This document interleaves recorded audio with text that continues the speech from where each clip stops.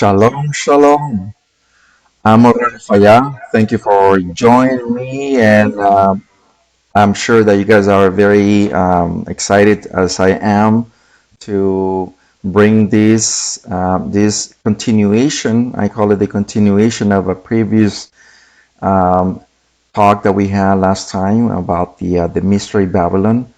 Mystery Babylon is one of those topics that are very, very hard to convey, especially if you don't have any knowledge as far as the scriptures, especially in the Hebrew perspective. I hear a lot of teachings about the mystery Babylon, and the way they convey a lot of things are very, very off out of context. But when we stick to the scriptures, how we see the scriptures, how the Creator revealed these things are very, very in context to the scriptures and to what's happening today, as I mean, seeing all these things happening in front of our own eyes through television, through media, through a phone, through everything is happening in our very own eyes today in 2019. So what we are trying to convey today is for us to understand that the times that we are living are not getting any better. So in order for us to know what's happening today, we have to be knowledgeable, and the Creator says very clear that that these things are, we must know the devices from Hazatan. So it's very important for, especially for me, to convey this for all of us who wants to know Torah, to understand the true Mashiach, but to understand exactly the times that we are living are very peril. Now, let's just start. I don't want to talk too much, but I do want to say thank you for joining me. Thank you for this very moment. And let's take advantage of the time that we have and no further waiting. Let's get into it. Is Mystery Babylon, the second part. The second part of what we left off last time. And let's get into right away, because so we can take advantage of the time that we have. Um, all these things that we have seen before are all related to Mystery Babylon. The things that we've seen before are very important, and some of these problems nowadays it's happening because we don't put a lot of time into studies that are very, very important indeed. Now, these things are, to be honest with you, um, we have to understand, what's happening today, the time that we are living. We have to understand.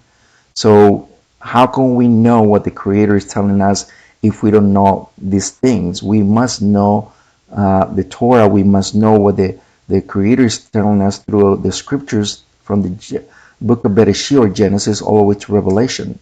Let's get into this verse. In the book of Proverbs, uh, 25 verse 2, it says, the kabod, or the steam of the Almighty, is to conceal the matter, but the kabod, or the steam of the kings, is to search out. What does it say? They search out the matter.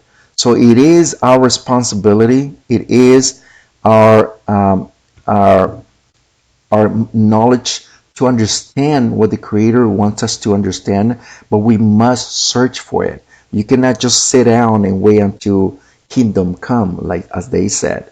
We must understand what the Creator is telling us through the scriptures. Let's get into Hosea or Hosea chapter 4 verse 6. Look at what it says here. My people perish for the lack of knowledge, because you rejected the knowledge.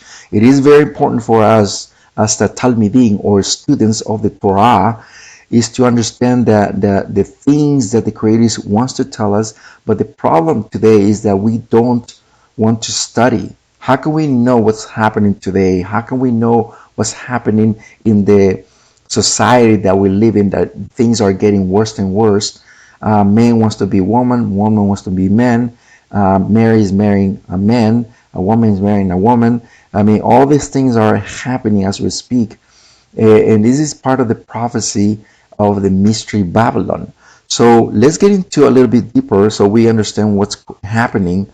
It says in the 2nd Corinthians chapter 2 verse 11, so the Satan does not take advantage of us, for we know his devices. Shaul or Paul says very clear that the reason why Satan take advantage of the people of the Creator of Yisra'il, of the people of Yisra'il, is because they know how the enemy works. In order for us to know how Satan works, we have to know what kind of devices he used. How can we know how the enemy works? By knowing how he works in the world. So we must know his devices, his tricks. Look at what it says here. Let's get into real quick into prophecy, because this has a lot to do with mystery Babylon. We know from Daniel chapter 3, 4, and 5 about the statue. The statue is when Daniel saw this.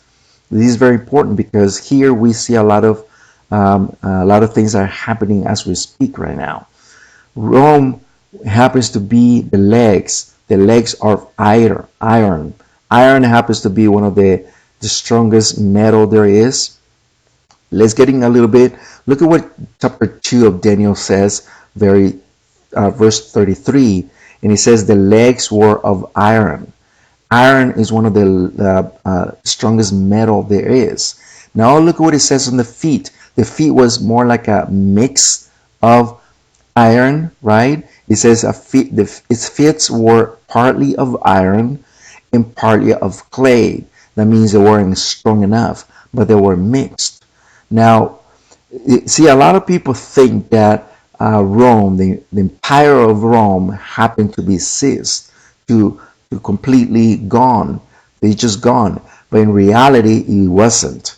It was actually broken down to pieces. And it was mixed. Look at what it says, chapter 2, verse 4. It says, the fourth kingdom shall be as strong as the iron, inasmuch as the iron crushes and smashes all things. And as the iron that shatter all things, it will crush and shatter. What does it say in other words? It tells you pretty much that the iron is one of the strongest metal there is, and therefore it does damage to a lot of things that aren't strong. It shatters, it crushes.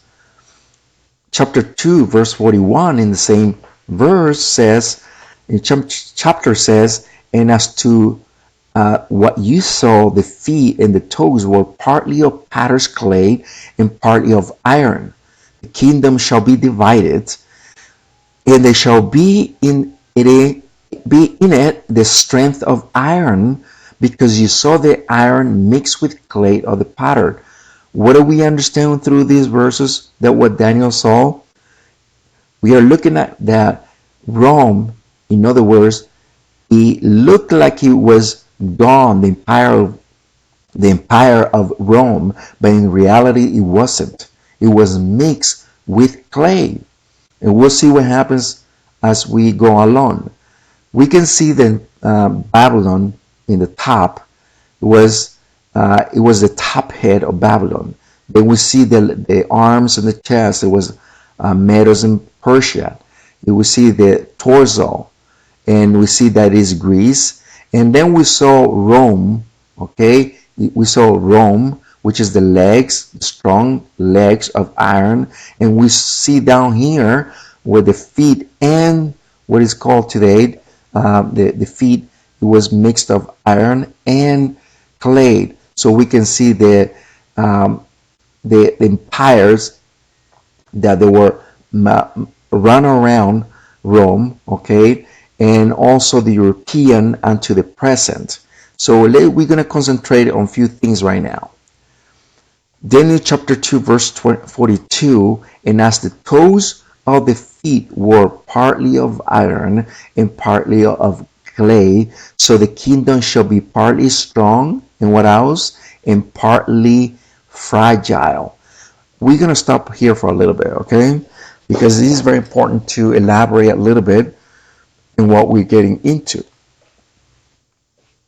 We can see pretty much that the kingdom of Rome, a lot of people gives in archaeologists and students, they give a certain date of Rome, how it ceased to be an empire.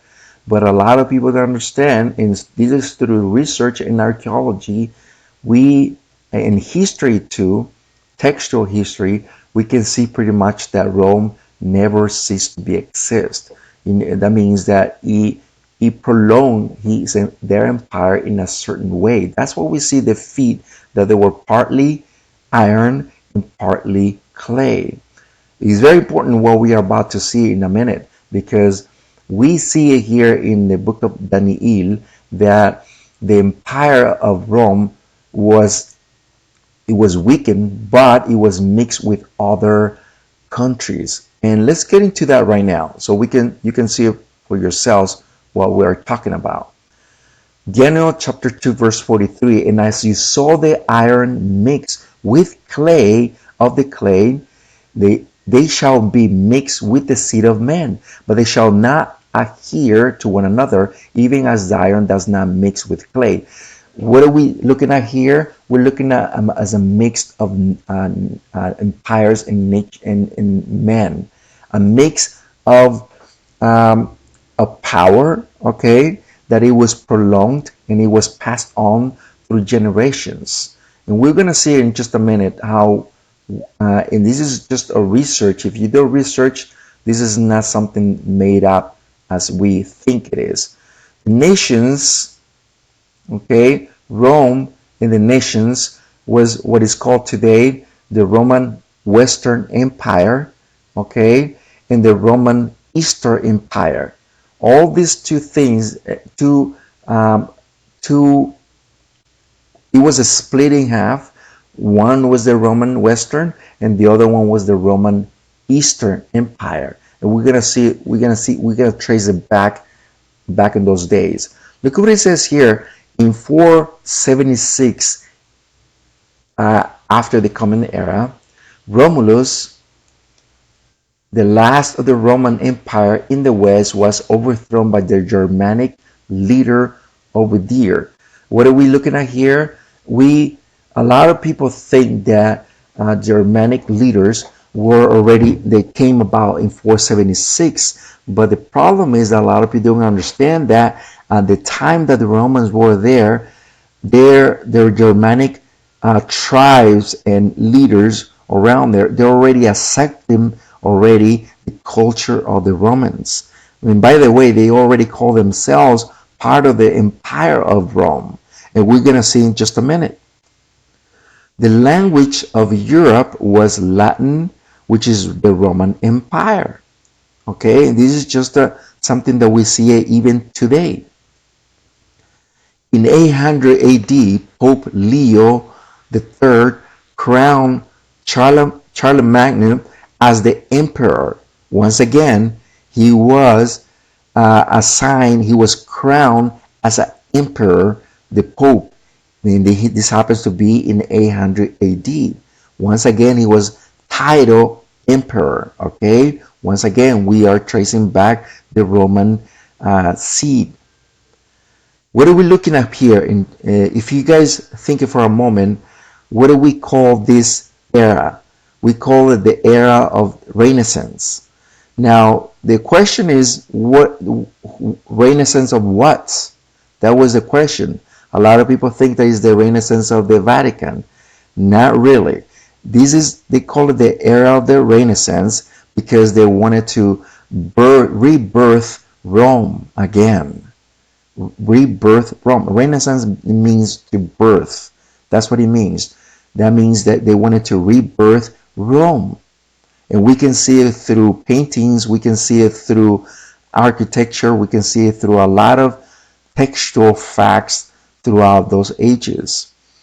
Let's go into another emperor. Emperor of the Holy Roman Empire was Otto the Sixth. He dated between 1209 to 1215. Now this emperor, once again, he he titled himself emperor, tracing back again the Roman, the Roman Empire again. Charles V, everybody knows Charles V, okay? He was one of the emperors of the Holy Empire, and from this point, from Charles V, that's when North America came about later on in time, okay? Charles V, which is England, in other words, for those who are asking who was the Charles V, it happens to be England. We see that the Roman scattered around the earth. I mean, and we are just going to pause here for a moment, please, okay? We can see that Rome is being scattered around the world. If you go anywhere around the world, you're going to see architecture after another architecture over the Roman Empire. What does it tell you and me? That means that Rome never ceased to be exist. That means they continue their philosophy, they continue their architecture. We see it all over, especially here in the United States. In Europe, I've been in Europe, and you can see the architecture of the Roman Empire. It traces back from back in the times of the Romans. So we can see pretty much that it has never ceased to be exist. Now let's switch back a little bit of gear. Here in William II, he was a German. Okay, his name was titled Kaiser. Okay, William II. He was titled the Kaiser. Anybody guess what Kaiser means? But I'm not talking about Kaiser Permanente, which is a hospital. I'm not talking about that. I'm talking about the title Kaiser, because it's a German word, okay? Kaiser means Caesar. That's what it means. Kaiser means the Caesar, okay? What is it telling you? That they never forgotten that same pattern of the Roman Empire.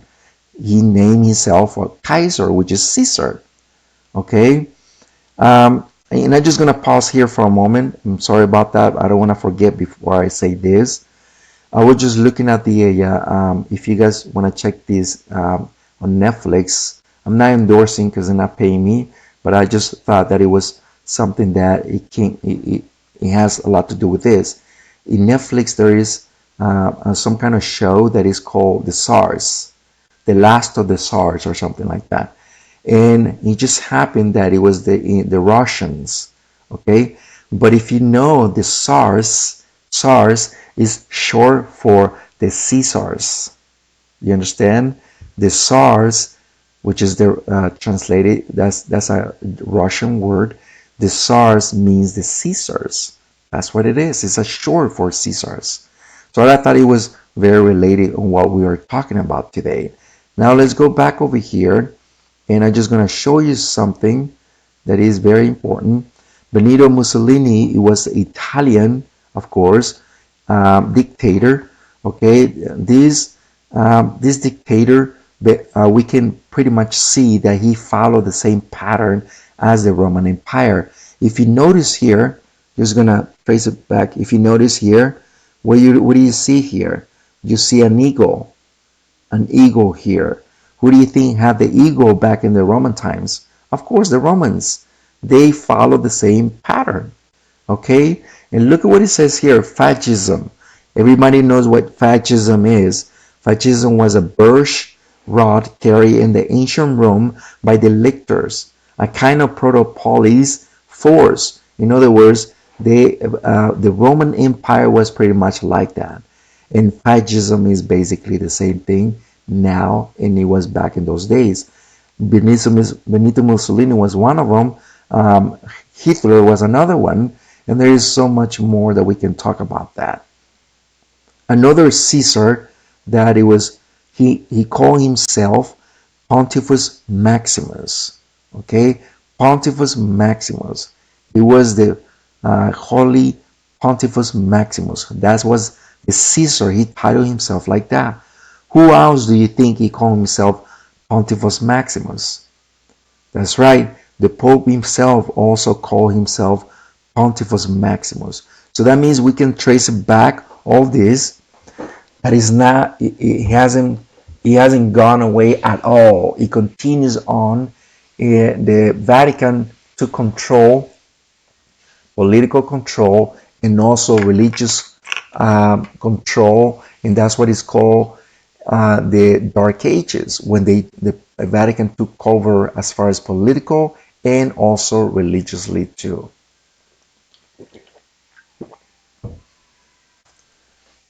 The Roman diocese is basically a division of the Romans. Even we can see it today around the world. We can pretty much see it. I mean, this is not something that is not made up. It is something that every country has followed since the time of the Romans. The Roman, or a civil diocese, is basically an ancient Greek word that means administration of a group of provinces. It's basically what is called today a state. Okay, a state. United States has a states. Okay, it has 54 states. Okay, so it's very important for us to understand that every country has its states. Mexico has states as well. So this is not something that this pattern is being picked up and followed for hundreds of years. France, Spain, and England and others happens to be what is called the Western uh, uh, Empire, the Western Roman Empire. Okay, that was the West. Okay, now we see that the language of Europe was Latin and always been, and is derived from the Roman Empire. Okay, now we see that the English that we got today, it was a transformation of Latin transform. Okay, French or France is a Latin transform in is Latin transform. Portuguese is Latin transform. We see that the English um, and German is Latin transform. And we see that when we see that a lot of things are merged one another, that means exactly what Daniel says. It was part of iron and another part of mud. He's telling you that is basically it. It is a mixture of everything. It's just like United States, and we're gonna get into in just a minute. But I want you to understand that is nothing. What does it say in the book of Ecclesiastes, chapter 1, verse 9, that what it was, it will be again. The history repeats itself. Nothing under the sun there's nothing new under the sun. Everything is basically the same thing in a different pattern. We have to understand, we have to be stewards of how to search in the scriptures in the Torah, how the Creator is telling you all these things. What it was in the past, it will be in the future, and it's happening as we speak. Something very important, because a lot of people think that these things are so new, and they're not. If you trace the pattern throughout the years and through history, you're gonna see that a lot of things that were are again. It's just like fashion, 1980s, 1970s, the bell buttons, they want to try to bring it back again. There's a lot of things that are recycled, in other words, and a lot of things that we think that are new aren't. There's always the history always repeats itself once again. Let's change a little bit gear. The nations that we see mixed with Rome, we already see that the Roman Western Empire. Now we're going to look at the Roman Eastern Empire. Now the fall of the Roman Empire from the east, or the Byzantine from the east, was 1953. In 1953. The Russia happens to be the one on the east, okay? happens to be the one from the east. Now we see two things here in this banner or flag, but we see a double-headed eagle here, and it's something that is not made up. It's something that is being followed throughout the years. Who else has the eagle? United States. Okay, United States follow the same pattern as the Roman Empire. The double-headed eagle is a badge associated with the concept of empire. Most modern uses of the symbol as that are directly or indirectly associated with this used by the Roman Byzantine Empire. So in other words, what we're seeing here is basically they follow the same pattern as the Roman Empire.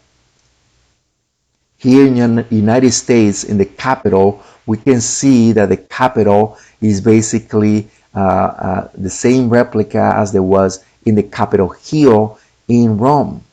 Okay, so it's something that we don't.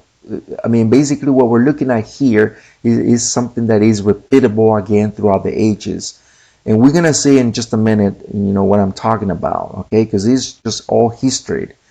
Let's look at what the book of Isaiah says. Babylon is a democracy given by a great govern. Okay, a great govern. Who else had the Senate, just as the United States? Is the Roman Senate. I mean, everything was picked up from the Romans. You have to understand that. Romans had a Senate. Romans have a government. So United States follow the same pattern. We're going to see that all these things that we are looking at in this very moment are what was given or prophesied by the prophets Yeshayahu or Isaiah, the prophet Jeremiah or Jeremiah, Ezekiel or Ezekiel, Shaul or Paul, Yohanan or John in Revelation, and our Master or our Reverend Yah'ushua Mashiach. All of them said about Babylon. And this is very important because we must understand the end of times that we are living right now. These are peril times, and therefore we must open our eyes in the times that we're living. One thing I want to mention, I'm just going to click there a little bit here. Fasten your seatbelts because this is just an introduction.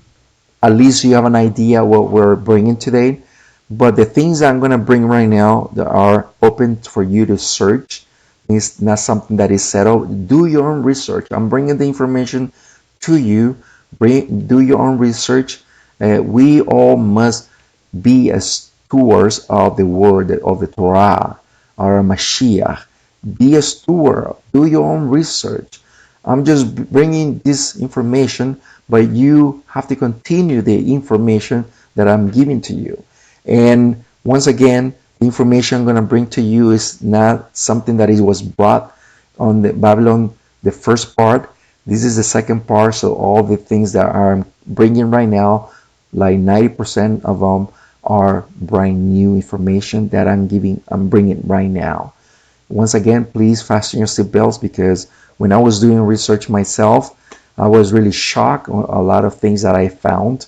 Some things I already knew, but I just never compiled them all together. And once again, fasten your seatbelts because this is going to be a bumpy drive. Okay, so let's continue on.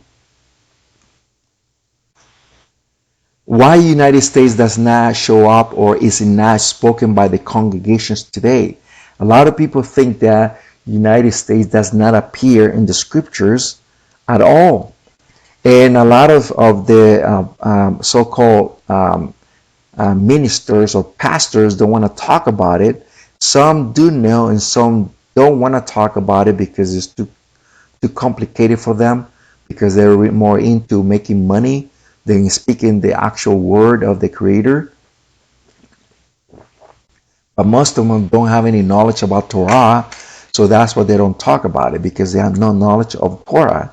And I'm just being honest with you. If you're looking at here, this is a model of how Rome, the city of Rome, was looked back in those days.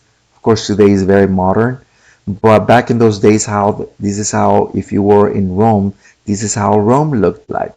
It was basically a city. It was a beautiful city. They had these beautiful buildings and so forth. They had a Colosseum. They had this. There's a lot of things that they convey as far as their beauty of architecture. Nevertheless, their paganism and their deities made the whole city a very peril time to live, even if, especially if you were a Hebrew. Rome back in those days, also this city also was called Babylon, okay, or Babel. And let's look why it was called Babel, okay. First of all, because it was a mixture. Um, Rome was a mixture of a lot of languages, okay? It wasn't just Greek that was spoken, okay? It was many languages, many cities, many countries were there, okay? And it's very important for us to know that it's not something that I'm making it up. We're going to see the verses. Look at what it says, the first of Kepha or Peter 5:13. They are greeted by the community in Babylon, chosen with you, so does Mark, my son. So what we are looking at here, brothers and sisters, is that Peter, Kepha, is basically, there were a lot of communities scattered around Minor Asia, okay, in Greek and so many places. But here in Rome, okay, because Rome was also called Babylon. Okay, so we see the pattern here of Rome and Babylon. We see the pattern of the Roman Babylon. Babylon was also a great city. It was a mixture of a lot of languages. It was a mixture of a lot of tongues. Okay, in a lot of nations, because it's something that we have to understand that if we trace back the city of Babylon, it was basically that. Let's look at a little bit of Babylon, okay? And we're going to understand a little bit of what we're bringing today. Isaiah 47 verse 1, it says that it was beautiful, it was young, Babylon, it was tender and delicate. He says here that just as the one Babylon was, so the new Babylon it is too. But what amazes me is this: young Babel, young or made in Babylon. We have to understand the United States happens to be one of the youngest in history, yet powerful around the world, that nobody can actually compete with the United States because of our power, economic power, okay, military power, and so forth. So we can see that that's one of the traces that Babylon has is power, is young in history but powerful in many ways. Babel is exalted as sovereign of kingdoms, and he is the master of kings. In other words, a master of kings. Now we have to understand this, brothers and sisters. If Babylon is exalted, why is it exalted? It has to be a reason why. Look what it says here: youngest and the superpower all around the world. Why? Why is it so powerful? And why is it around the world? Because everybody talks about United States. Everybody wants to come here to United States because their power, their economic power, in many ways, not just in money, but in technological advantage, in so many things. Revelation 17 verse 18, and the woman you have seen is a great city.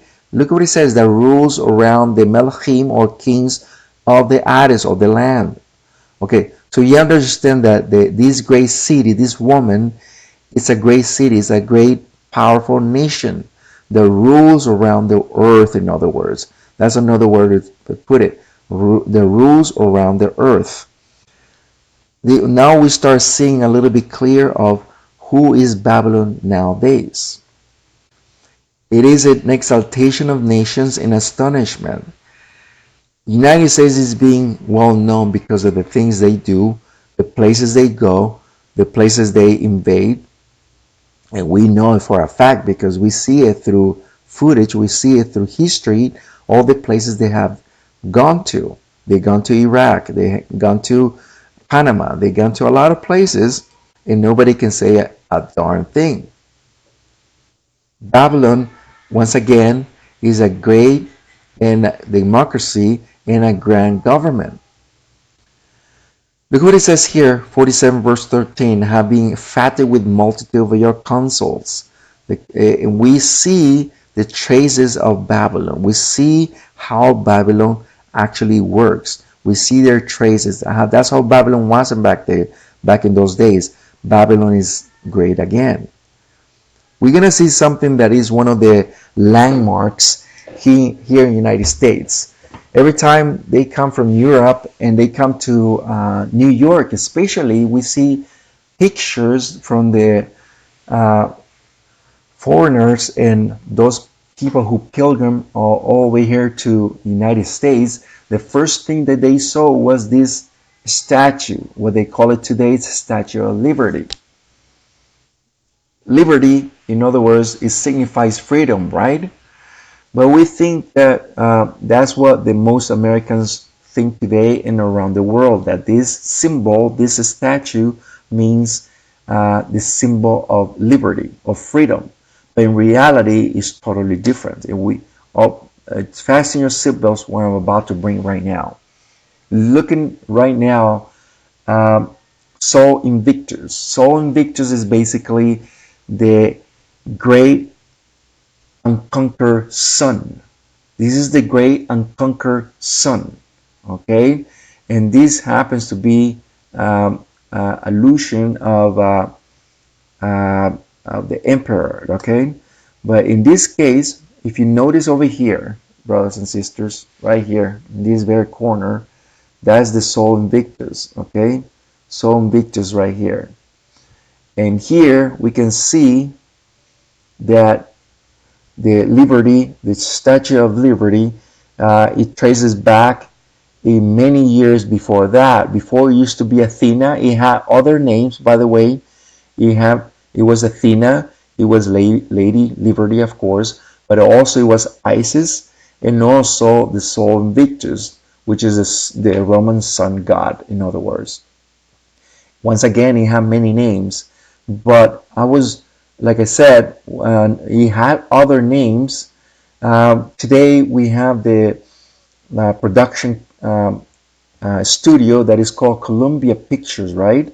And they feature this woman that is Columbia, which happens to be also Lady Liberty, or Sol Invictus. Okay, now they've been kind of shaping a little bit of the updating the woman there, but it's basically the same woman. Okay, now we're looking at here that it used to be Athena on the right side, right? But if you notice a little bit to your left of your screen, okay, left to your screen, it is Liberty, Lady Liberty, right? But also, listen to this, also it was Helios Christus. Helios Christus is one of the, I was doing a little bit research on Helios Christus, and if you notice here, brothers and sisters, you see the similarity here? Do you notice that it's not even a woman, it's a man? Do you notice that? And basically what you're seeing here, brothers and sisters, is basically a man dressed in a woman's, in other words, is a drag. A man dressed as a woman. Okay? If you notice, it's the same Sol Invictus, okay, in many of the canvas and also mosaics, floor mosaics that you see. Okay? We've seen it before. You've probably seen it in pictures, in movies, and so forth. Every time they go into a bay in the ancient times, they always convey this Sol Invictus, this today what they call it the Helios Christus. Helios Christus always used to be by the bay, just like today in New York. Okay, so you follow the pattern here. You follow the pattern on this. We see the Sol Invictus here on some of the pottery.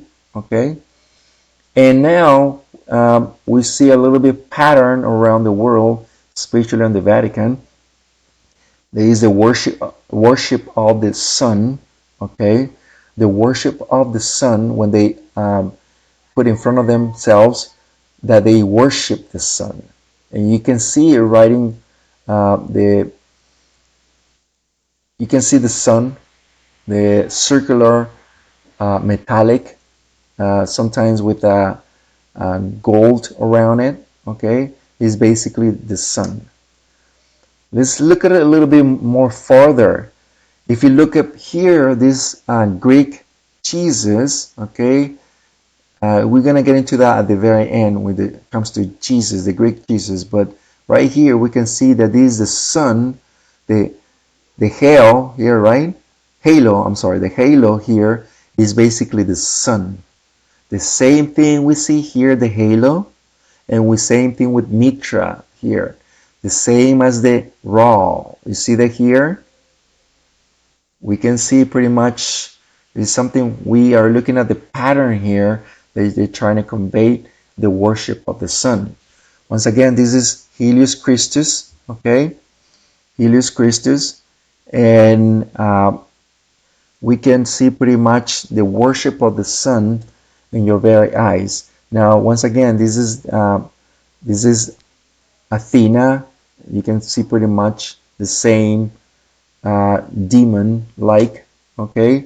Now, this Liberty that you're looking at here, Columbia. Okay, this is the Columbia, the same person you are looking at here. But I want you to look at something very curious that I was doing a little research. Look at what is in this statue. Okay.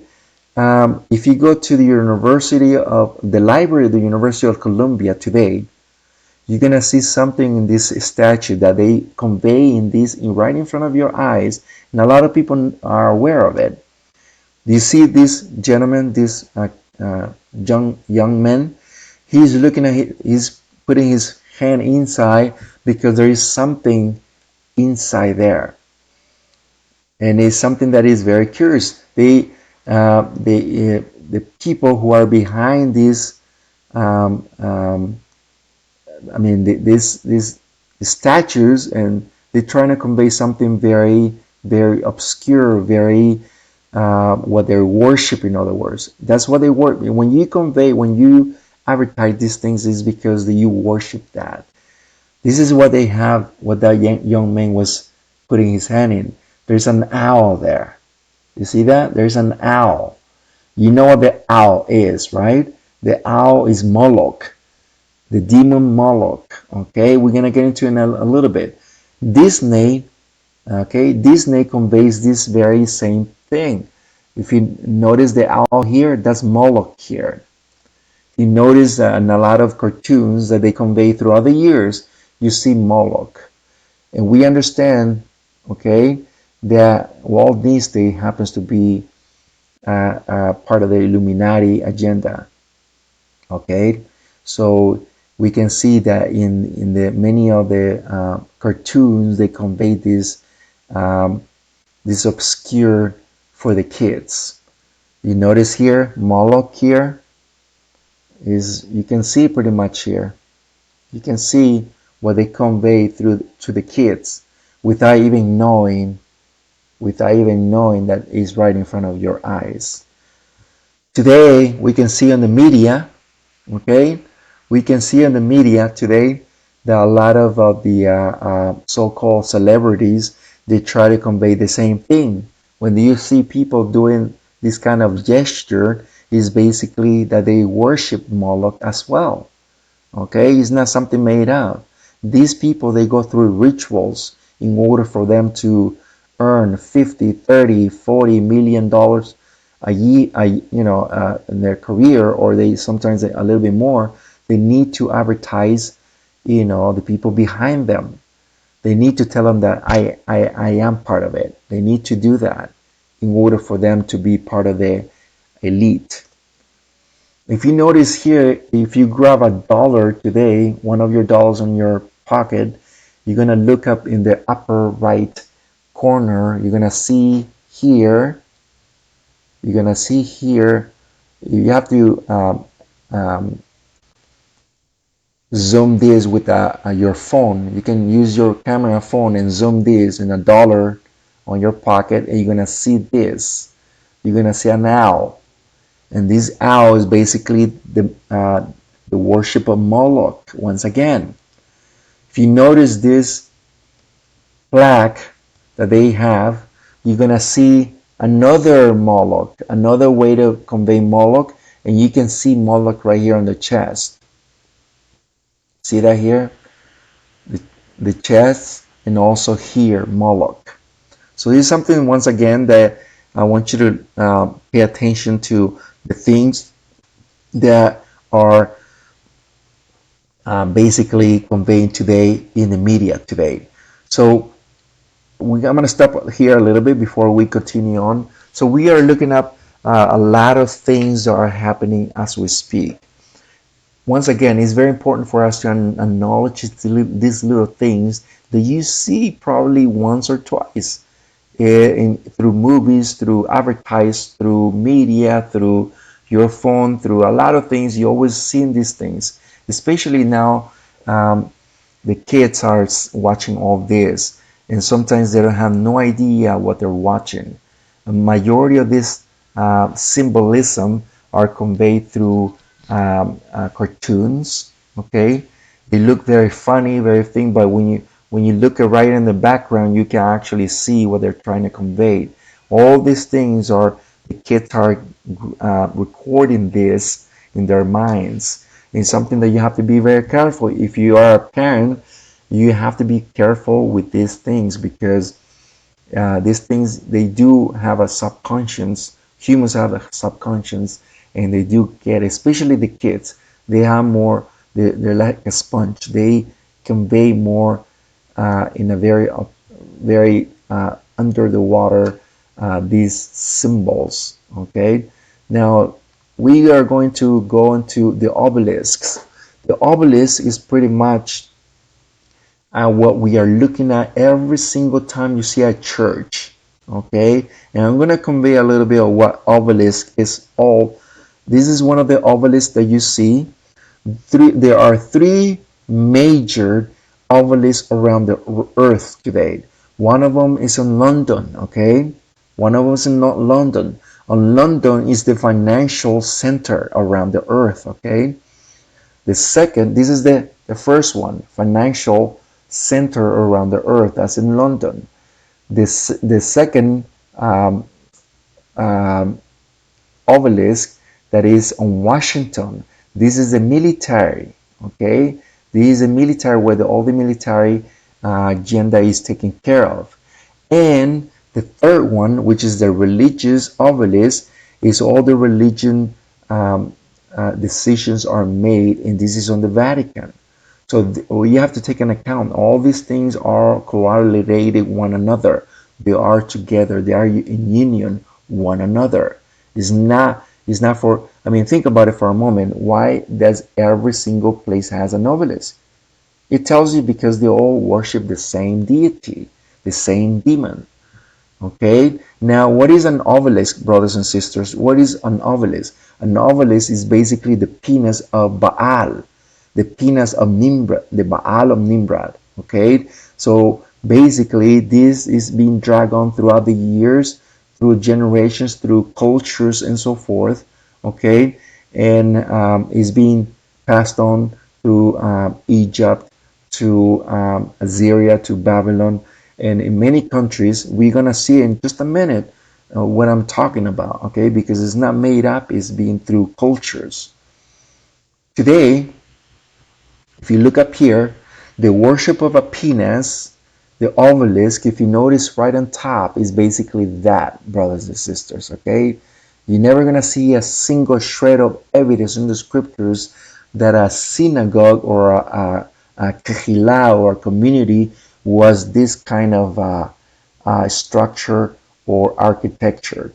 This is basically a pagan architecture. Okay, all this is, if you notice, everything that you see here, majority of the churches have it today. Look at what the book of Leviticus or Vayikra 26 verse 1 says. No idol shall be made to you, nor shall you erect a carved statue or sign stone, nor shall you lay carved stone anywhere on your earth to bow to it, because I am Yahweh, your supreme being, your almighty.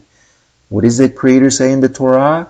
Is that you should not make things like that to worship, and yet these people worship. I'm sure that you're looking at, especially I'm just going to switch a little bit here, brothers. Especially when you see a Catholic, I'm sorry to say that, but that's what it is. You're going to see a Catholic every time they pass it to a church. What is it that they do? They bow down, they do their thing, whatever. I mean, that's basically an idol worship. That's what it is. We cannot sugarcoat it today. It is what it is. And the Creator says very clear that the only one we should worship is Yahweh Himself. Okay? The only supreme being around the earth. And the Mashiach who has given us for salvation. Okay? So it's very important for us to understand this, to acknowledge this, that this is a false worship today. Now let's switch a little bit into just about to what I'm about to bring, brothers and sisters. You notice, you follow basically the pattern here of the worship of the penis. Okay, you can see it through the architectures around the earth. Okay, you see the obelisk here, basically what it is, the penis. Okay, various types of Ishtar. Now the Ishtar or the Asherah is basically a post, a pole or a post. Okay, is basically a penis. This is a various types of Ishtar or Asherah. If you notice a stick, this is how they used to do that before. This is another worship of Asherah or Ishtar. Okay, those are idols, brothers. This is another idol, but this is basically another idol, but in the shape of a penis. You see, notice here? Okay?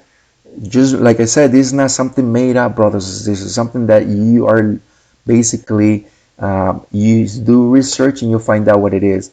What is it that you're looking at here on the right side, brothers and sisters?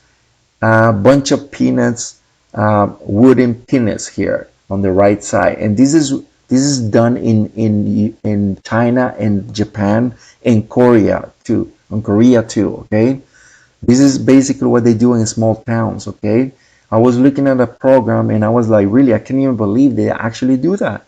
They actually worship this. They actually celebrate this every year.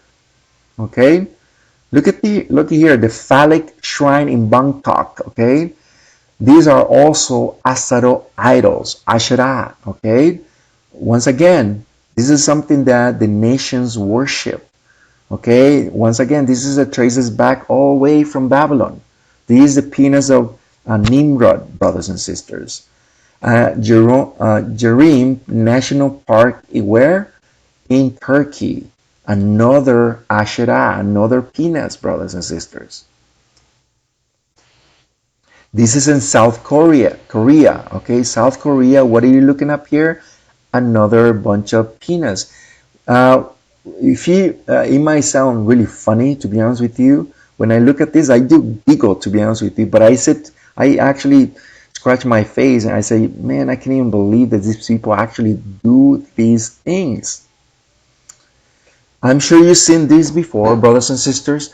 This is the dancing around the maypole. It's a kind of follow or worship. Okay, this is basically the peanuts. There is a pole right in top of it, right in the middle of it, and they dance around it. Okay, it's called the maypole. Okay, that's another way to worship the Asherah. A lot of people don't know this, but that's what it is. It traces back all the way to Babylon.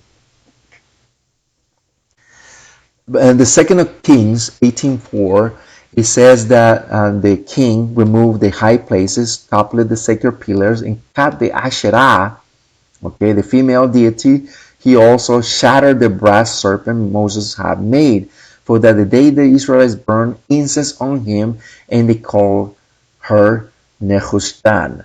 Okay, what you're looking at here, brothers and sisters, is that it got to the point where they also were making the pole that Moshe made, for them to look at the pole. They were making it also as an Asherah, almost like a peanuts, brothers.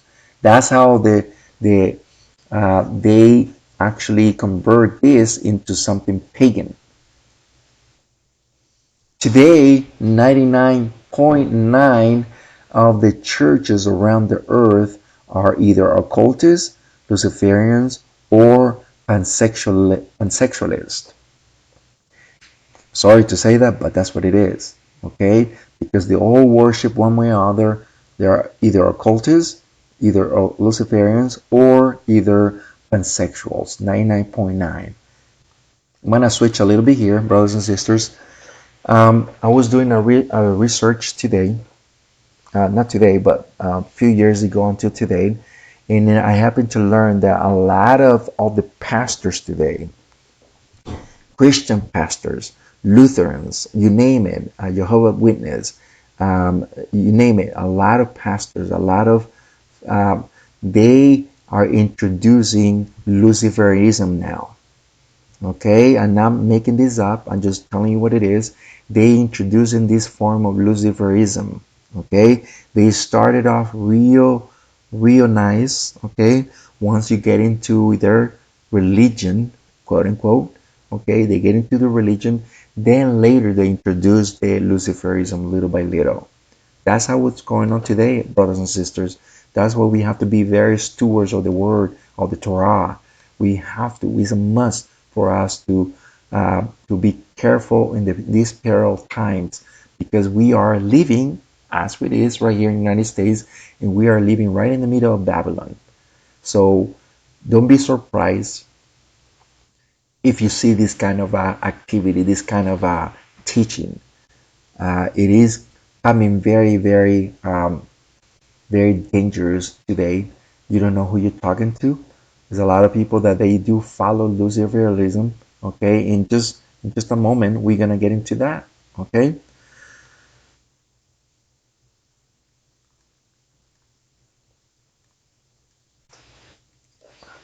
we're gonna see something right now. Please, once again, take notes. Okay, and what we're looking at right now is the demon or Elohim idol, not Isis or Madonna. Okay, not Isis or Madonna happens to be the um, a goddess or a demon that was worshipped for many years, and a lot of people follow it until today. If you notice here, this is one of the queens, okay? This is one of the queens. If you notice, these are paintings, are very expensive paintings, okay? These paintings are basically worth a whole lot of money. But what is very kind of peculiar about these paintings is that I kind of covered the breast, but the left breast is uncovered. You notice that? The left breast is uncovered. Okay? The left breast is uncovered. If you notice right here, the left breast is uncovered.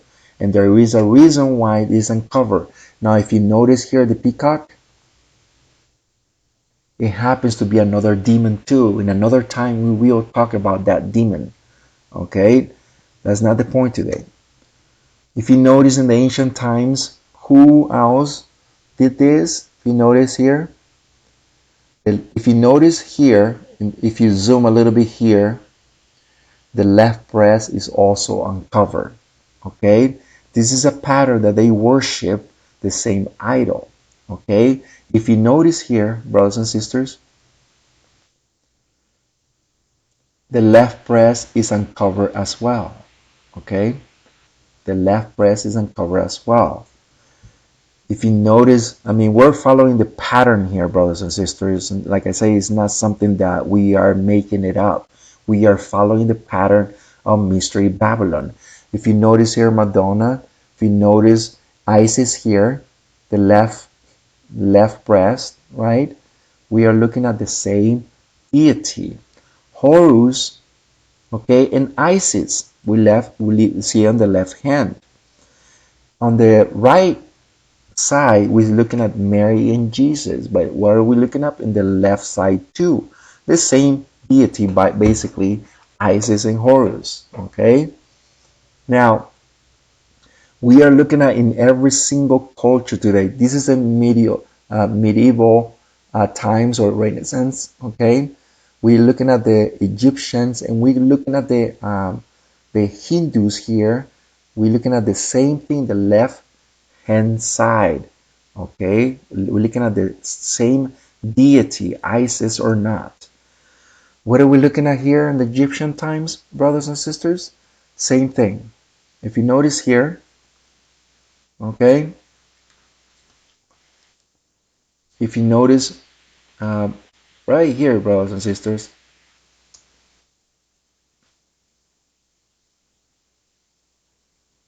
if you notice here, what is it doing? He's actually sucking the left breast of the mom. Okay, and he's also a young man already. I mean, not, I mean, old enough to be drinking from the left side, but we're looking at that he is. If you notice here, what is it doing? It's a baby or a kid or a child that is drinking from a bowl. Okay, Hathor, the goddess of fertility, in this temple carving on the 18th dynasty, you are breastfeeding the pharaoh Hatshepsut. Hatshepsut. Okay, this is one of the ways how they convey, okay, their deity. Now we know that this deity we're gonna look at it in just a bit, okay? But look at here, brothers and sisters. The French also used the left chest as these paintings were when Louis XIII is being blessed by the goddess Victoria. Okay, Victoria in Greek is Nike or Nike. Okay, Nike happens to be the demon goddess. Okay, the same one we saw earlier, which is Isis. Okay, but who worship this goddess, brothers? Do you see this? The left the left breast is also uncovered. Is basically he used to worship this Louis XIII used to worship this goddess. Okay, there is a reason why we see this painting because they used to worship this goddess. Today we see this demon right here. Do you see the baby here sucking on the left side on this demon? It's not something new, brothers and sisters. It's been all since the time of the before the common before the flood. Now we know that Nikki something, this celebrity, we know that I just covered the breast, but we know that it is the left breast that she's showing. What is it telling you, brothers and sisters? That she also worshiped the same deity, the same. They're Luciferians, brothers and sisters. They have to worship that. We know that um, Nikki something also she worships also the same deity. Okay, and also Jennifer Lopez too. We can see that too. Every single people that you see on TV is not fashion, brothers and sisters, as a lot of people think it is. It's not. It's not fashion. Even the Times, they come out with this. The Times magazine, you see this? Time magazine came out with the same thing. Same thing. They follow the same pattern as the old Times. Now I'm just gonna um, pause for a minute here. If you're looking at every pattern that I'm bringing to you in these very moments, you're looking at something that is not It is shocking for a lot of you because you never seen that before. You never follow the same pattern. But once you understand this concept of these people, they worship these deities, they telling you that they are doing it. If they're doing this, they display, they advertising this to you. They're telling you and me that they worship these deities, these demons. And a lot of, believe it or not, a lot of in Holy Weir is a lot of witchcraft. A lot of witchcraft. There's a lot of witches. Okay, you wouldn't believe that they are, but they are. So you have to be very careful the people that you look at, especially in Holy Weir. Holy Weir is very, very dangerous. We're gonna jump into the tree of life, the good of, I'm sorry, the tree of good and evil. The tree of good and evil. This is traces back from the Garden of Eden. Something that the Creator said that every single tree you should eat is set for the tree of good and evil.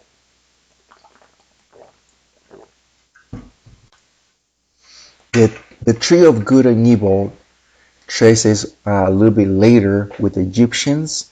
If you're looking at here, this is basically the tree of good and evil. You can see in their hieroglyphics the tree of good and evil.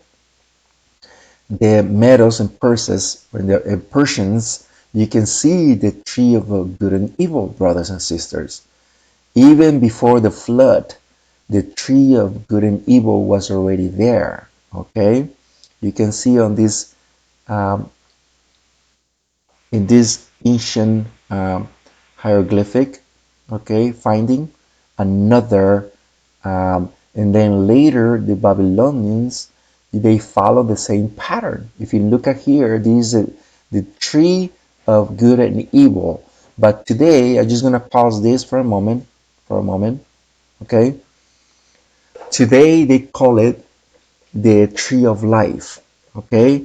They put their own title, quote unquote. They call it the tree of life, but in reality, it wasn't the tree of life. It was the tree of good and evil. It's so different from the tree of life. We can trace it back a little bit more farther back. We can see the tree of good and evil, but we see two fellows here with two wings.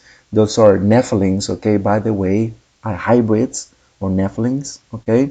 We see another two Nephilims here, two hybrids, and they have the tree of good and evil. Now, you following the pattern right now, brothers and sisters, because I'm going to show you something very, very important. You see a hybrid right here, a human body and a head of an animal, okay? But you see the tree of good and evil, okay? You see that every single time you're going to see the tree of good and evil.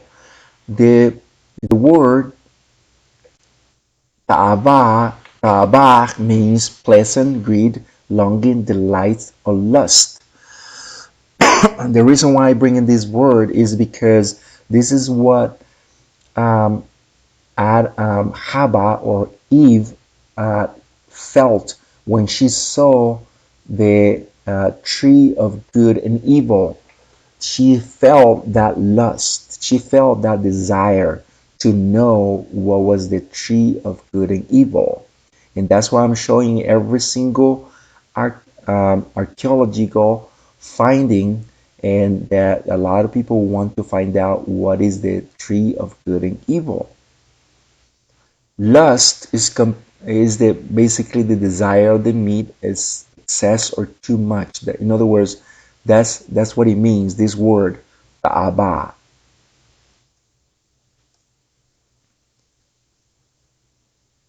Look what it says here in the book of Ecclesiastes 1:17. I teach my mind to acquire wisdom and knowledge, math and say foolishness, but I understand that even that is a conflict of spirit.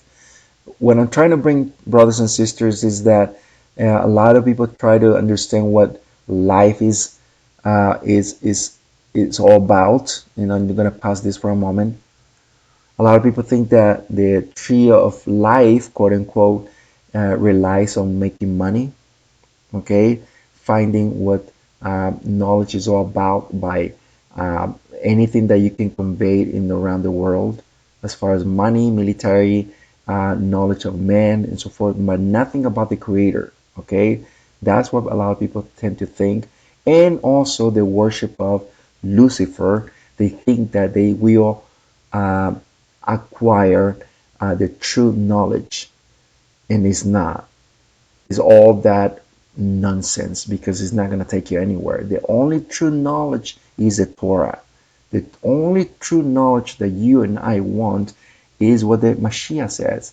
Search the scriptures because you will find everlasting life, and they attest of me. That's the true knowledge right there. Knowing Torah, knowing what the Creator wants for you and me. A lot of things are so simple, we make it so complicated. But in reality, it is not. It's very simple. The Creator always simplifies things. But a lot of people out there, they want to worship demons and stuff, and because they want to acquire money, so they need to worship demons in order for them to acquire greater knowledge. And that's the other. That's the wrong way to go. Switch here in a minute, okay? So look at what it says here. 12:12 Ecclesiastes says, in addition to this, my son, you are warned. Making many books is an endless thing, and the much of a study fatigues the body. What is it telling you and me, brothers and sisters? Is that it is good to acquire knowledge and reference of other things, but if you put a lot of emphasis on a lot of books that are nonsense and you forget about the Torah, then that's the wrong way to do it. The Creator said that we have to follow Torah. We have to study the Torah every single time, every single day. We have to study Torah. We every time that we find the time, we have to study Torah. Okay, and it's very important for us because if we forget about the Creator and the things that He's telling us every day to do, we're not doing the works of Abraham. The deeds of Abraham. What is the deeds of Abraham? Tzedakah. Tzedakah means justice. Another time we will talk about that. Uh, Let me bring this. Okay. The problem is that you're trying to uh, something that is good, but you can know by looking at it if something tastes so good. That's the problem. The problem is that you can try something that is good, but you can't know by looking at it that something tastes so good. In other words, you want to try it in order for you to know. And that was the problem with our mother Eve, that she needed to taste it in order for her to know that it was so good. Today, this is what is called the tree of good and evil, brothers and sisters, the Kabbalah. The Kabbalah is basically a book of summon demons, and that's basically what it is. There's no way around it. Okay, the Kabbalah, they have this tree of life.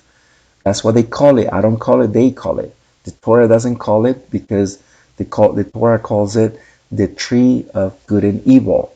They want to acquire all these 13, okay, 13 levels, okay.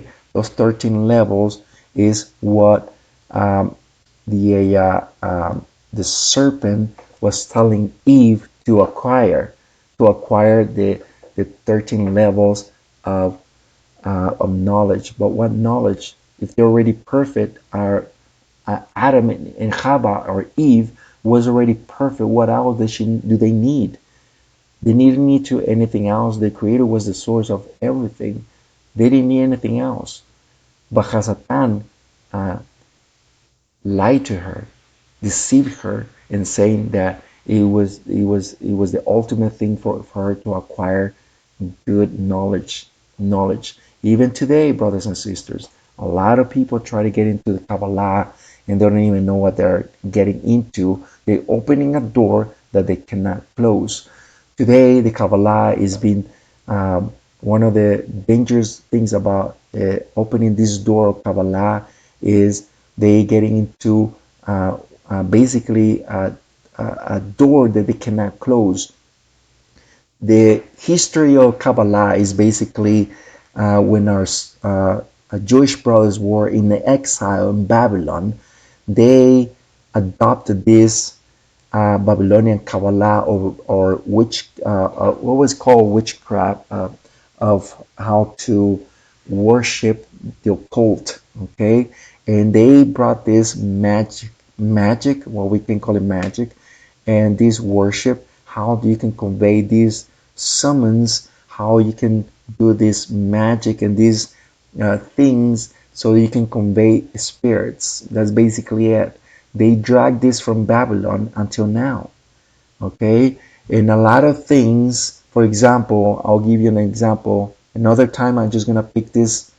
One time, I'm gonna bring this topic, the Shekinah. Okay, we don't have Shekinah in the Torah.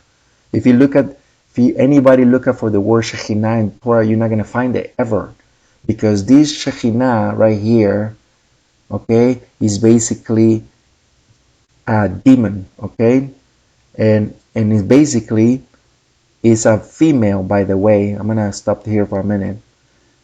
It's a female, okay, and the word is female, and what the explanation is that our creator is woman and man. Okay, but the Kabbalah, or a lot of Jewish sects and a lot of people that they follow Kabbalah, they said that Shekinah is basically the female part of the creator and the male part of the creator. And believe me, that's not true, because the Torah doesn't say that. Creator is always, conveyed as a male, not female.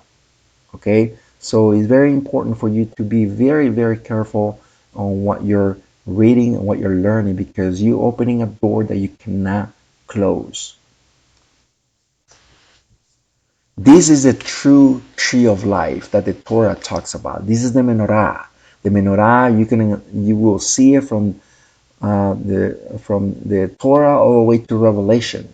Even the Mashiach mentioned the menorah, and this is what we are concentrating to all the time. Look at what it says about the Torah, about the tree of life, which is the menorah. Proverbs 3:17 says, his ways, or the Torah, are pleasant ways, and all his paths, which is the Torah, are shalom. She is a tree of life, which is the Torah, for those who grab her. Anyone who clings to it, it will be safe help, as in Yahweh. So in other words, what it is trying to do, whoever grabs or clings into the Torah will have basically a tree of life. This is what I just want you to see this. In ancient mythology, the pine cone was seen as a source of a spiritual enlightenment, or the third eye, and this has a lot to do with the tree of life, or what they call it, what is called in real time the tree of good and evil, the eye of Ra, okay, God. The pine cone is a symbol of the creation, or illustrating by mixing good and evil. Do you see that? Mixing good and evil, or true and error. Pine cones are also pagan symbols for eternal life. Common in hidden practice, the pine cone is used in many Catholic cultures. You see that? And this is part of the tree of good and evil. Okay? That's why you're always going to see a fella with this, holding the pine cone, pointing at what? The tree of a tree of good and evil. You see that here, brothers? This is a pine cone. This is a pine cone that he's holding. You see that? The pine cone. Another time we will talk about the pine cone. Once again, you see the tree of good and evil. You see that? This is the Kabbalah, the tree of good and evil. They call it, quote unquote, the tree of life for them. But it's not, of course. Today we can see a little bit more paganized, and the same tree of good and evil is basically the tree, Christmas tree, right? This Christmas tree. Look at what Jeremiah, or Yirmiyahu, chapter 10, verse 3 says, because the customs of the Goyim, or the nations, are vain, are nothing. They cut a tree in the forest, the work of a craftsman or a molten image, are embellished with silver and gold. They secured it with hammer and nails so that it does not move. What is it telling you, brothers and sisters? That basically the nations, all they do is basically a worship of something that have no idea what they're getting into. It's basically all idolatry. Look at what this serpent, Hasatan, said to our mother Eve, or Hava. Chapter 3, verse 5, because Yahweh knows that in the day that you eat on it, you see that? In the day that you will eat, your eyes will be open and you will be like Yahweh, knowing good and evil. Now, just going to pause one few seconds here, brothers and sisters. Weren't they perfect already, brothers and sisters? They were. They were perfect. They were in a perfect state. What else did they need? They didn't need anything else. They already have the source of everything, which is Yahweh. They have the tree of life, which was available for them anytime. Yet they didn't want to eat of it. Because remember, Yahweh said, you should eat of every single tree. That included the tree of life, by the way. But he said, the tree of good and evil you should not eat. That's not the tree of life, brothers and sisters. That's a different tree. Okay? So they could eat of anything, yet they decided to try this out, and this is what happened until now. That's what we're into it right now. What it is today is a lot of people try to gain knowledge today in the wrong way, not in the right way. The right way is learning Torah. That's the way to learn the tree of life. But the people who try to gain knowledge is by Luciferism today, by the worship of demons. Okay, we're going to get into that in just a minute. This is just probably the half of what we're learning right now. Fasten your seatbelt because, like I said, it is a bumpy drive. Okay, and what today is a lot of Luciferism going on, especially in the media, in the Hollywood. I call it Hollywood, and they try to convey these things and want to put in people's mind this idea that we are all gods, and we're not. We are creation. We're not gods. Okay, we're not the Almighty. Okay, we don't have any knowledge whatsoever. We don't. We think we know, but we don't know anything, and that's the problem today.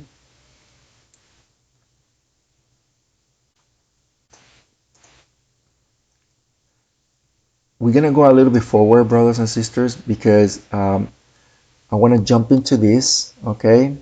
And please fasten your seatbelts, brothers and sisters, okay?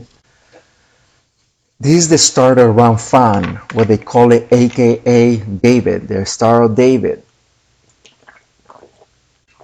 The Star of David is being conveyed many countries, many nations, many countries.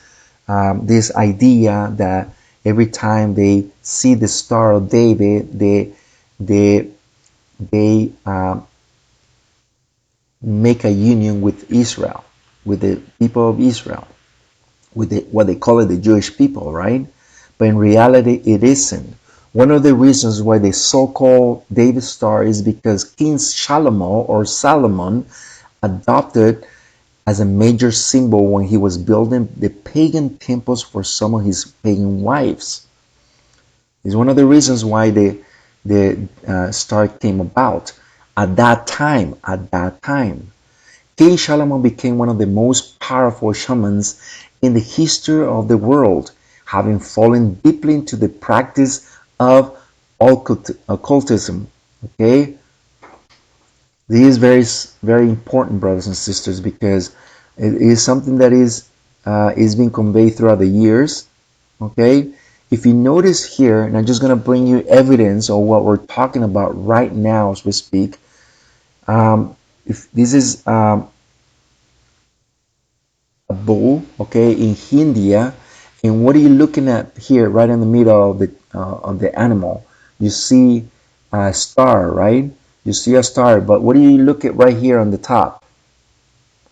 It's not a charro hat, okay? It's not a Mexican charro hat, okay? It's basically a phallus, which is a penis, okay? This is Baal peanuts right here. If you notice here, a fellow. Okay, but if you notice, go back to the star. This is pagan, brothers. Okay, this is from India. Okay, the Rothschilds. Okay, is a family. The Rothschilds, Zionists, and Hitler family have used the symbol as the as a Netzer, the assembly, finally appeared on the flag of Israel. In other words, these Rothschilds, brothers and sisters, they have this symbol. They use this symbol for many years. Later, they forced this into the Israel flag. And I'm just going to pause a little bit here, brothers and sisters. I want you to see me when I say this. In 1948, even before that, they were uh, going back and forth, the rabbis and the Zionists. The rabbis were really were looking forward to have the flag. By the way, the flag, the stripes that you see on the flag, is basically resembles a talit, the prayer shawl. It's basically a talit, but in the middle of it, the rabbis wanted to uh, have, to convey the menorah, which is the candle, seven candlesticks, the menorah. That's what they wanted. The Zionists said, "No, we are gonna put we're gonna put our star there, what they call it, the David star."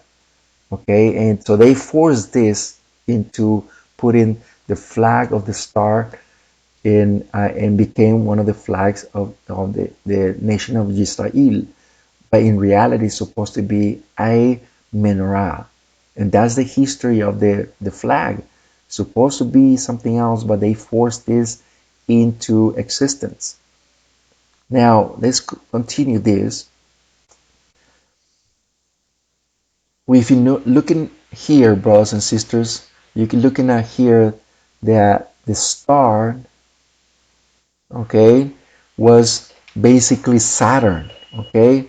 The star basically was Saturn, okay, the planet Saturn.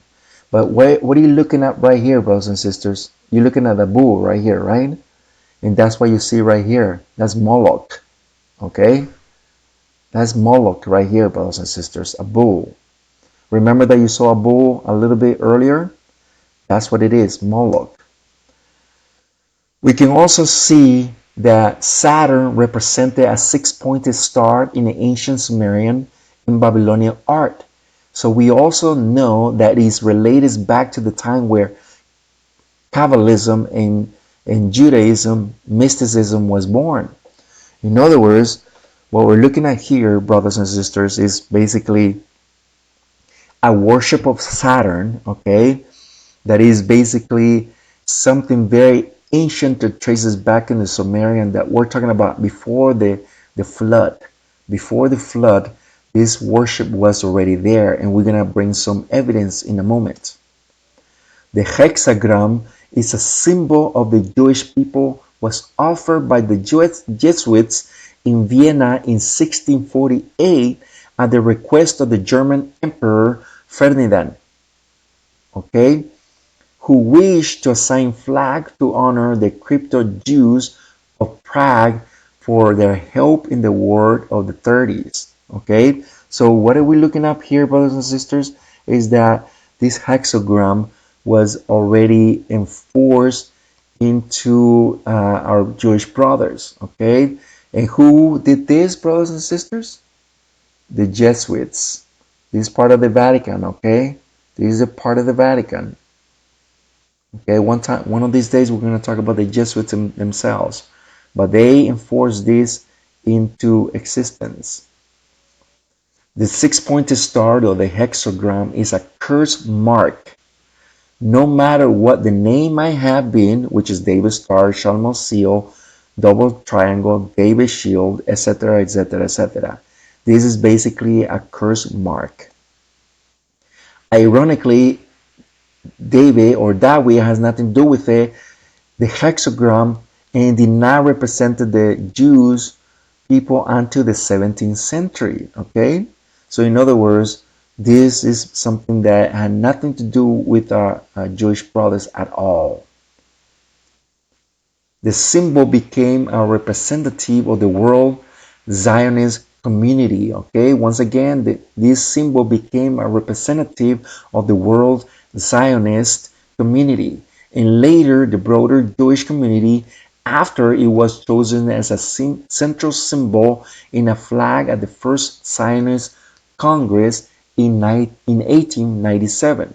So that means at the late 1800s, this was uh, already conveying his movement into the Zionist movement, that was their symbol, in other words. If you look it up here, brothers and sisters, what do you see here? The banners, right? But what are you looking at here? A star, okay? Which is today, a lot of people, they see the flag and they see a star, they always say, oh, that's a Jew right there. But because this is a false advertisement, brothers, false advertisement that had nothing to do with the people of Israel ever. In fact, many rabbis strongly opposed the use of the hexagram because it was a pagan symbol. It was always being a pagan symbol. They knew about it. They know about it today. If you're looking up here, brothers and sisters, you basically are looking at a whole bunch of pagan symbols, including looks like a demon there, right? And it's a six-pointed hexagram. But in the right side, we see that a lot of pagan symbols as well, including the hexagram. Now, look at what's happening next. The hexagram must be present to call demons. Okay, once again, the hexagram must be present to call demons. It is the most powerful tool to what? To summon Hasatan. Once again, I'm not making it up. Please take note. Do your own research. I'm not making it up. Do your own research, please. All these names refers to Elohim, demons, God, Saturn. Saturn, now the name Saturn in Chaldee or Chaldean is pronounced Satur. Satur, but every scholar knows that Chaldee consists only of 4 letters, which is the STUR. Okay, the name contains exactly the apocalyptic number. Look at what it says, the apocalyptic number, which is the S, okay, TUR, and it gives you exactly 666. 666. Now here, brothers and sisters, this is basically the shield that you're looking at here, brothers and sisters. This is a shield, okay, of the Rothschilds, okay? The Rothschilds, basically, if you notice right here, that was their shield. By the way, Rothschilds is a German name which means red shield. That's what it means. Rothschild, right? Rod means red, child means shield. Rothschild, that's what it means. Red shields. And this happens to be their symbol. If you're looking up on the left side, on the left side, you can see the Luciferians worshiping the hexagram. On the right side, you're looking at the Zionists. You're looking at basically the same thing. The same thing that you're looking up here, the same symbols, the same eye of Osiris here. You're looking at the star here. You're looking at every single thing that you see here. You see the Osiris here. Same thing. They worship the same deity. Bill Schnovenel, an ex-Satanist, tells us to the sorcerer the hexagram is a powerful tool to invoke Satan. Even the name hexagram tells us how dangerous this symbol is. The word hexagon, to put a hexagon or a curse on a people.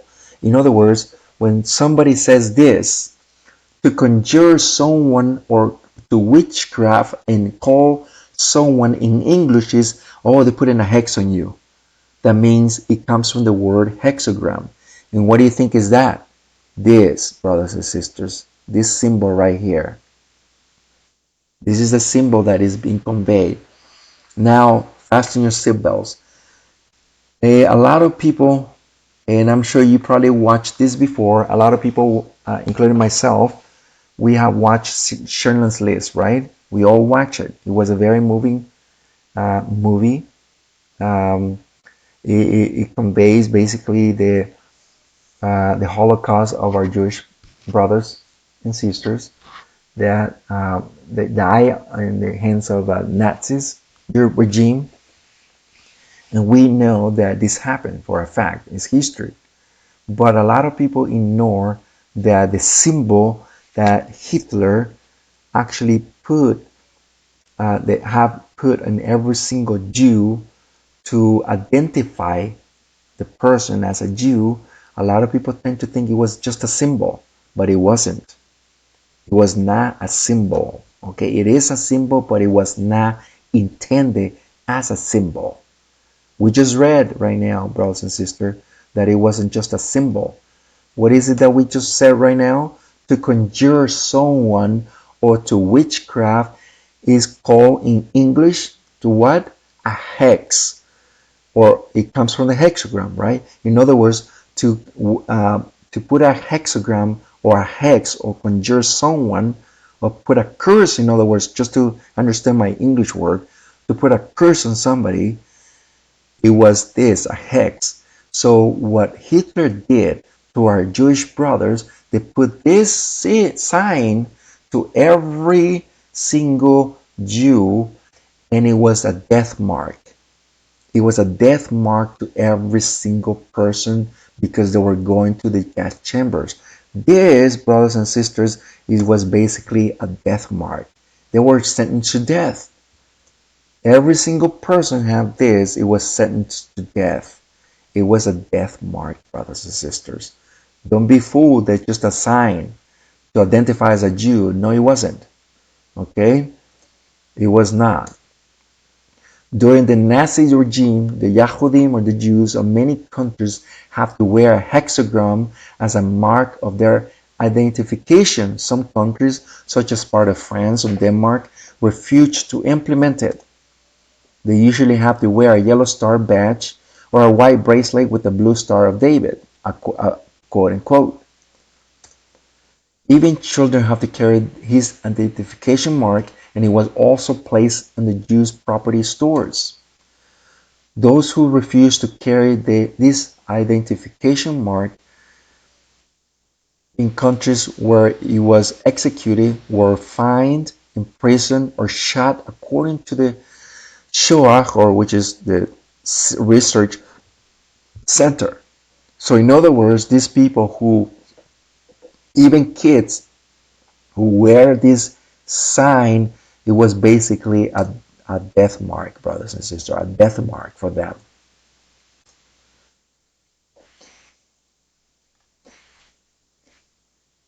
Revelation 3:16, look at what it says here. And he made everyone, small and large, rich and poor, free and slaves, what? Receive a mark on their right hand and in the forehead that prevented buying or selling to anyone who did not have the mark, that is, the name of the beast or the number of his name. This is where the wisdom is needed. Those who understand must count the number of the beast, where it is a person's number, and is a number is what? 666. Now, once again, this is open for research. I'm not saying that's what it is, but just throwing it up there. And I want you to say this. This symbol is a hexagram. Do you see any 6666, brothers? We're going to look at it. We see that there are 6 points, right? There are 6 triangles, and also there are 6 sides. 666. All this was just a death mark for our Jewish brothers in 1943. The Vatican conveys this symbol. If you notice here, this symbol, they convey it even and we can pretty much see it. That's why they convey this symbol for death mark, to convey that they are the masters, that they follow this.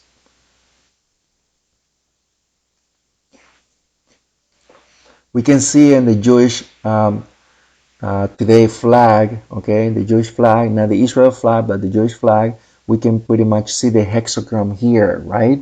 We can see the hexagram, but I want you to see something. A lot of people tend to think that is false.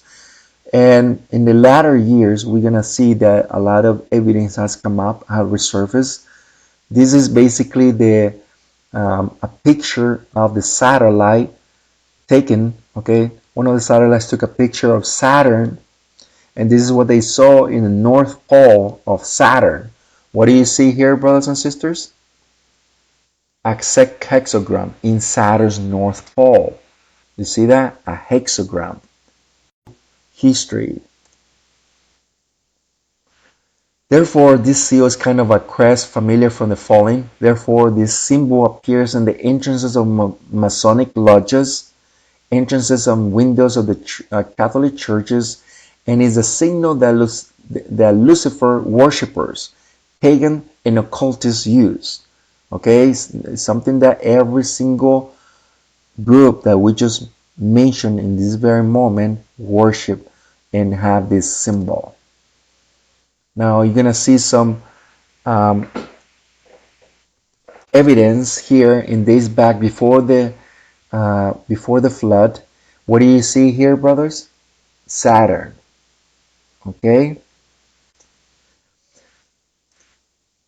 these are pagan temple in Baalbek, in a synagogue in Capernaum, and in India as well. So all this is basically, you are basically looking at here something that is not, that is basically, is conveyed through generations, through cultures, and so forth. This is a Hindu hexagram. This is a Buddhist hexagram. Intertwined triangles or deltas symbolizes the union of two principles or forces. Watch this. The male and the female in the universe. The two black and white triangles interspersing and joining the opposite forces of nature, light and darkness, earth and truth. And this is what they convey in their own literature, brothers and sisters, which is Albert Mackey, the Encyclopedia of Freemasonry, okay? So once again, it's not something that we are making it up, it's something that is actually real. Once again, we are looking at something that is being conveyed throughout generations. And I want you to see something also, because they convey in this, brothers and sisters. They actually convey in this. If you ever watch the Da Vinci Code, that movie, they themselves said it, okay? Even the movie themselves said it. If you notice the triangle going forward, right, is the male, which is the phallus, the penis, right? And the triangle going down, facing down, is basically the vulva, which is the vulva of the woman, the vagina, in other words, okay? So you both uniting together, that's what it is, okay? And remember this, brothers and sisters, this is what the paganism always conveyed: sexuality and religion, okay? Which is fornication religion, which is the combination of man and woman. Every time they get into the worship of a demon, they have to go through fornication. They have to go through a intercourse, sometimes in a group, okay? Now we're going to look at the four elements. I'm sure you got seen the fourth earth, wind, and fire, right? They also were inside that occultist practice too. For the modern alchemy, okay, the hexagram have four things: the water, fire, earth, and air, okay? If you notice the symbols, each one of them, what do we see here? The earth and air, right? That's the earth and air. Okay, air, fire, earth, and water. Okay, this is the hexagram, brothers. Now you're gonna look at every single culture, brothers and sisters, that this is being conveyed. This is not something made up, it's something very, very real. The Masonic book titled The Second Mile, a book of the Easter star, tells us that the star of the six-pointed is a very ancient symbol, and one of the most powerful ones. Astrologers, he was deemed to possess mysterious powers, taking it from the concise encyclopedia of what? Freemasonry. In other words, brothers and sisters, this is something that is real, something that they use in their practice, not something that they have it just to have it. They actually practice this. We can see a lot of evidence on archaeology that this star is being used. If you notice here, this star, brothers, see the swastika here, another pagan symbol. It traces back in the ancient times too. Let's go into evidence in the scriptures. The book of Acts, chapter 7, verse 43. He says, before you brought Moloch's Mishkan, or tabernacle, and the star of your demon, Ramphan, figures you made to worship them. You see that? Figures that you made to worship them. He's quoting from the book of Amos, brothers. Okay, this Shaul is quoting from the book of Amos. Let's see what book of Amos says. Chapter 5, verse 26. Yes, you took the banner of Moloch in Kiyun, your images, the star of your demon, or Elohim, that you made for yourselves. Okay, so what is it that, who is it, who do you think the prophet is talking to? He's talking to our forefathers. He's talking that they made this figure, they made this image. They have who? They had the star of the demon, brothers. What do you think of what the star was? This hexagram. Verse 26, and you will upload your king Moloch. Moloch happens to be Melech. Okay, that's what it means, a king. Sikud and Kiyun, the images that you have made for the astral. You see that? Astral deity. What do you think is that? Is Saturn, brothers and sisters. Saturn. Okay? This is Moloch and Kiyum. Okay? Now, I want you to see something very important. Do you notice, brothers and sisters, that there's always a circular here? Okay, I'm going to stop here for a moment, but let me read this first. The bull's head is enclosed in a six-pointed star and surrounded by the letters that make up the name Renfa, Saturn's planetary genius according to the three-punch alphabet. The bull represents the worship of Moloch, the ultimate, the worship of Satan. I'm going to stop a little bit, brothers and sisters. Every time you, and we're going to get into the pentagram in a moment, but every time you see the pentagram or the hexagram in a circular, is to enclose the curse. In other words, okay, you're enclosing the curse that you are trying to convey to somebody. Okay, so every time you're gonna see a witch or somebody who's doing cult practice, and every time they make a circular around it, is to enclose the curse you're about to spell or cast. Okay, so it's something that you have to take into account. We have to know these things. I'm not saying go read a book and study. I'm not saying that. I just want you to know this, to know the devices from the devil, from Hasatan, and those who worship them. This is Moloch. If you notice here, this is a bull, right, brothers and sisters? If you notice here, brothers and sisters, every time you see someone with a hornet here, is basically Ed. If you notice here, is some child is about to be sacrificed. They usually worship The word they worship this demon is through the sacrifice of a kid. They burned the kid, but they also ate it too. They use cannibalism as well. Okay, why do you think you see Saturn here on the left side eating a child? Because they used to eat it as well, brothers and sisters. They used to burn it and also eat it as well. They use the cannibalism. Today they do the same thing, brothers and sisters. In the occult, today, when they do, I'm going to stop for a moment. Every time these people, this elite, every time you see somebody from the Hollywood, every time you see um, um, a movie star, every time you see a singer, every time you see somebody very, very famous, they have to go through this practice. They have to, believe me, they have to go through this practice in order to go to the next level of their career, quote unquote. They need to go through these levels. They need to have intercourse, sometimes male with male, okay? And they have to go through these rituals. They have to eat a human, especially a baby, okay? They have to drink their blood because through the blood is the innocence they think is one of the best ever. Okay, it's sort of like a drug, you know, when addicted to it.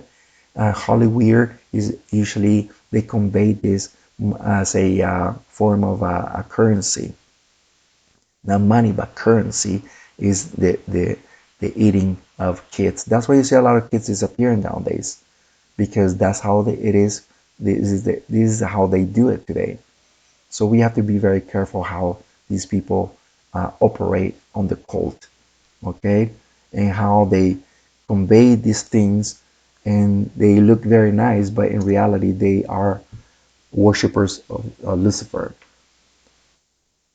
Look at what it says here, 525. Did you bring me sacrifices and offerings in the desert for 40 years, house of Israel? You see that? Our forefathers, Ephraim, our forefathers did that.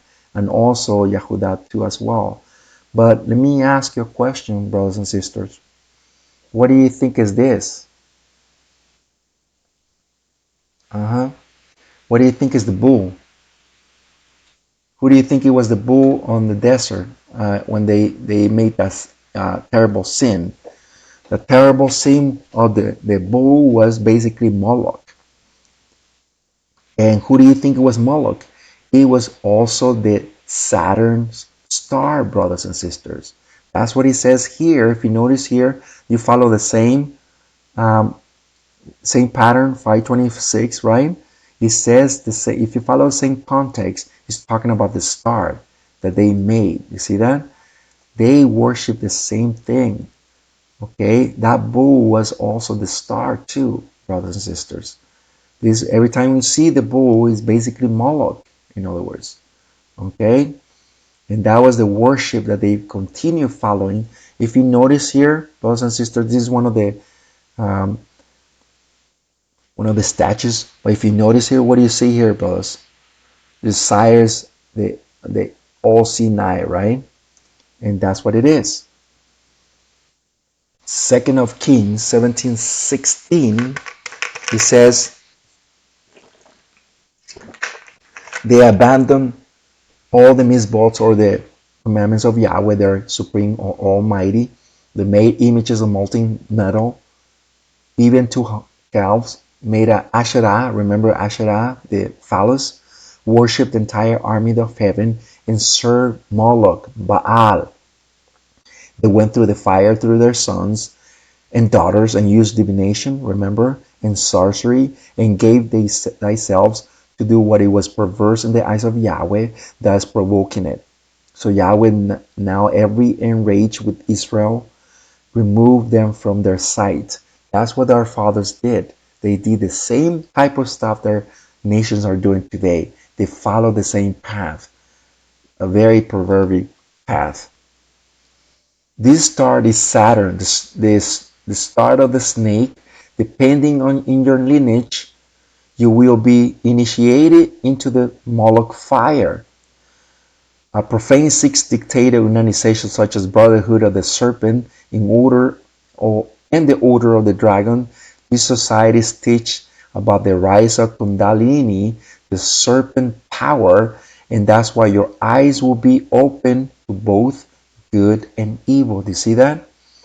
This is what the elite are doing today, brothers and sisters. This is what Mystery Babylon is all about. The worship of Lucifer, the worship of Lucifer, the worship of Baal. I also want to bring this up. I don't want to leave it on the side because a lot of people have this question too. They have asked me as well. This is basically witchcraft.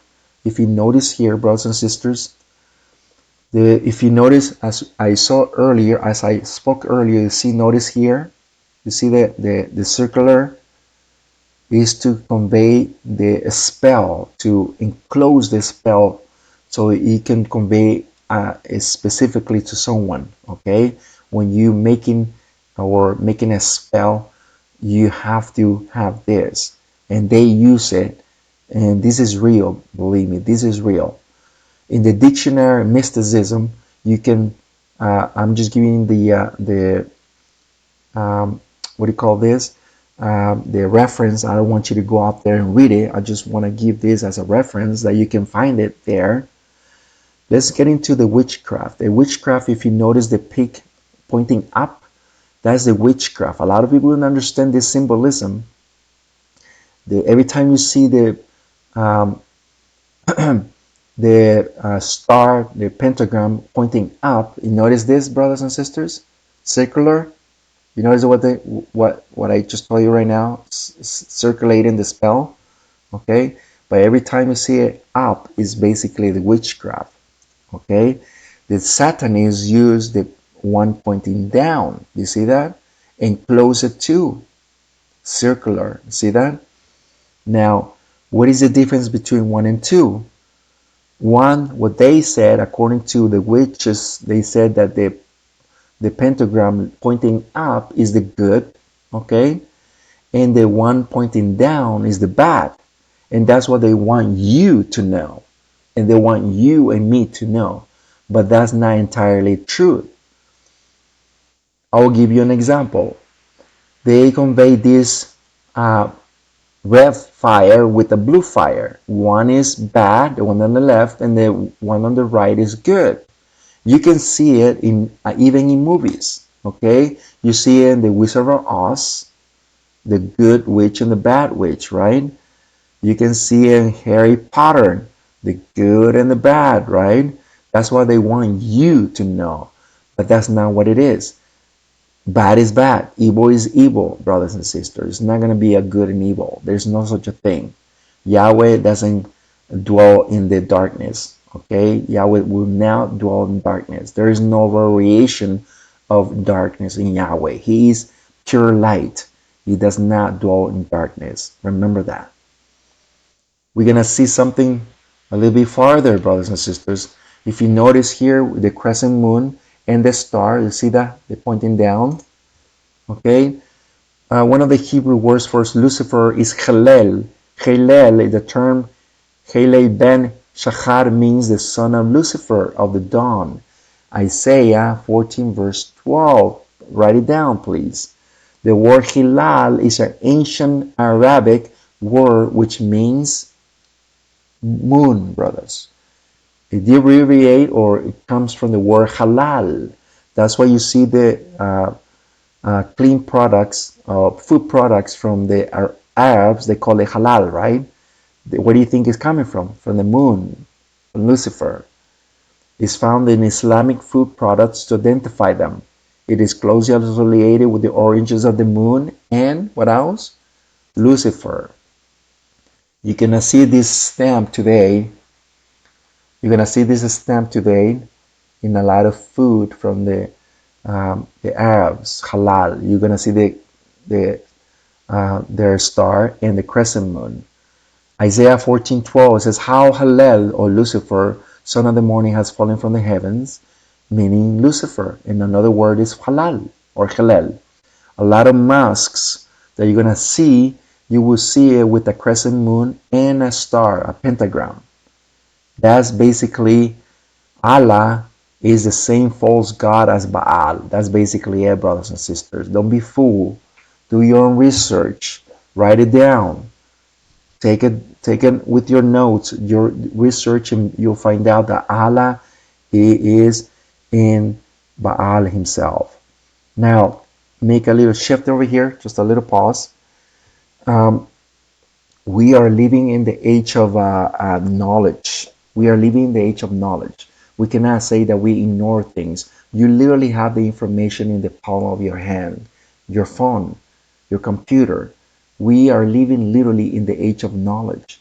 You can actually find it in a split second. Before, I remember when I used to do research, and I always do research, but back in those days it was a little harder because you literally have to drive to the library to do research. And even like that, brothers, you couldn't find a lot of information because remember, there were books, well, there are books, but at that time that was the only source of knowledge to acquire, going back to the books. Not anymore. Now the age of knowledge, because of the internet and that is associated with our devices, computers, and tablets, and so forth. We literally have the knowledge, the era of knowledge nowadays. So there is no excuse for us to say, I didn't know that. Okay? So it's very important. I want to point that out. Halal, or Lucifer, this is basically the signature of Lucifer, brothers and sisters. This is a signature of Lucifer. Okay, you're gonna see it right here, but it's basically the same thing. This is right here, you're gonna see this with the Hindus. They have the same thing too, brothers and sisters, the same thing. Now, if you notice here, brothers and sisters, this is the moon, right? Notice here, this is the moon. You notice here those two. See those two, the crescent moon. You see the star, brothers and sisters, the same thing. Are we making stuff up, brothers and sisters? I don't think so. We are looking at with a clear evidence of the pagan symbolism. The practice of the land of Canaan. Psalms 106:37. Then they sacrificed their sons to demons. Yes, they shed innocent blood, the blood of their own sons and daughters, who sacrificed the idols of Canaan. What was the idols of Canaan, brothers and sisters? Is basically the Moloch, okay, the demon Moloch that they worship. They ate it. They did a lot of nasty stuff. That was the practice of the Canaan. Not only burn their sons and daughters to the demon, they also did all sorts of stuff. They did animalism, okay, cannibalism. They did all nasty stuff there. What their practice are today, the same thing. If you notice here in the capital, you see the Baphomet, right? You see the pentacle. You see the Baphomet, but you see it here. The capital was designed specifically for the same thing, brothers and sisters. You see the pentacle here, the Baphomet. Okay, the Pentagon is another one. Okay, the Pentagon is another one, and you see it here very clear. In medals or medallions that they give you, that if you Army or Medal of Honor, they give you another medal. Okay, the Navy, the Air Force, they give you the same thing. If you notice a lot of demons here, brothers and sisters, you remember what we told the Christus, right? Notice here, are we making stuff up, brothers and sisters? We see that the traces from the Roman Empire, Babylon is here, brothers. Everything. 2 of Corinthians 2:11, as we said earlier, for let us not be deceived of Satan, for we know we did not ignore his devices. We must, once again, we must, and I repeat, we must know the devices of Satan. He uses a lot of devices that we see as well, no, that's nothing, really, that's nothing, that's not going to harm me, because we don't know that. But when we start doing research, we'll be shocked of the things that are conveyed before our eyes. And we have to be careful, not just for ourselves, but for our children. Our children are the ones who are watching this at home without even knowing that was put before their eyes. Let's jump into pansexualism. Pansexualism is conveyed today on TV, in schools, in the movie industry, um, music industry, brothers and sisters.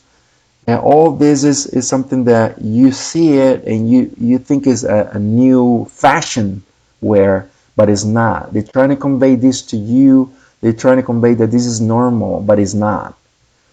The Luciferism today, if you notice here, this statue that, by the way, was placed in Washington. They want to place this as a monument now. Now they have a temple that is being approved by the government, okay?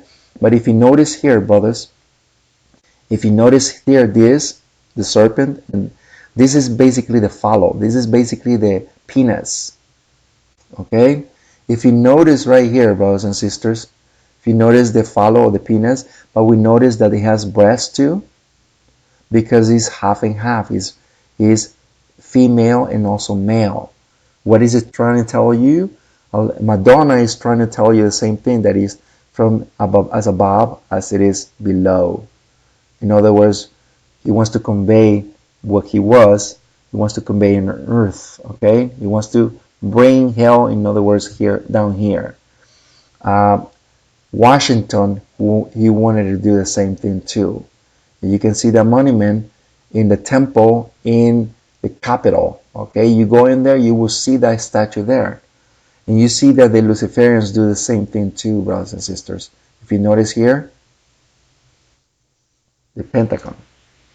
So all this is nothing new. We know that they worship, they are Luciferism. Now we see a lot of people here are famous, okay? Especially this guy right here, Vin Diesel, right? But what is it that they trying to convey? They're trying to tell you that it's a new fashion. No, brothers and sisters, they want to make them look like a fool, like a woman. Do you see that? They think this is normal, but it's not. They want to wear this, and this is they want to. In the Torah says very clear that you should not wear the clothes of a woman, and a woman should not be wearing the clothes of a man. Why? Because it's not natural. It's not natural. This you will see this pattern, this on people's, and you think is normal. Is not. They want them to look like woman. Okay, like Hasatan, he's part woman, part man, but it's not. The eye pendant used by the group of young Catholics in the Philippines. What do you see here, brothers and sisters? We are almost done, okay, by the way. This is the sires, the all-seeing eye. The eye pendant used by a group of Catholics in the Philippines, okay? The Osiris eye looking down the worshippers of Apex and Dome of the Cathedral of Santiago Compostela in Spain. Okay, the all-seeing eye. The Osiris eyes, a confessional in the Cathedral Milano, Italy. All-seeing eye. Now, we're seeing all these gestures, brothers and sisters, the 666 and the Baphomet's horn and so forth, is because every time you see people doing this kind of gesture, is because they want to tell you and me that they are worshiping these idols.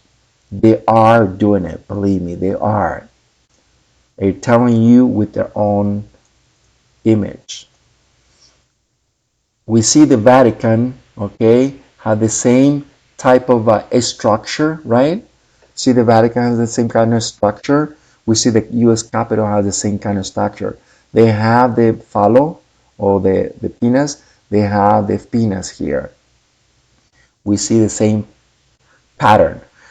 I want you to read this. It's very important to take notes. Don't think that I'm making it up. If you notice this right here, it's a letter, okay?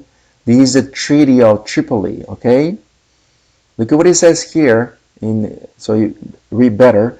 The government of the United States of America is not, I repeat, the government of the United States of America is not in any sense founded in the Christian religion, or in other words, in the Hebrew Christian religion, or what they trying to intend it.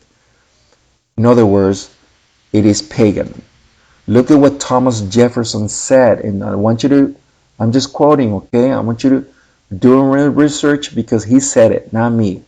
Thomas Jefferson said the United States of America was founded for pagan Roman gods. Okay, so what are we talking about here, brothers and sisters? Is that what we said in the very beginning of the teaching? That Daniel said that remember that it was the feet, the Romans was the legs, right? But it was ceased to be exist, right? But then it was shattered, right? But those pieces of iron was mixed with clay. Do you see that? The same pattern, the same pattern. What are we looking at here in this very moment, brothers and sisters? Something very, very shocking.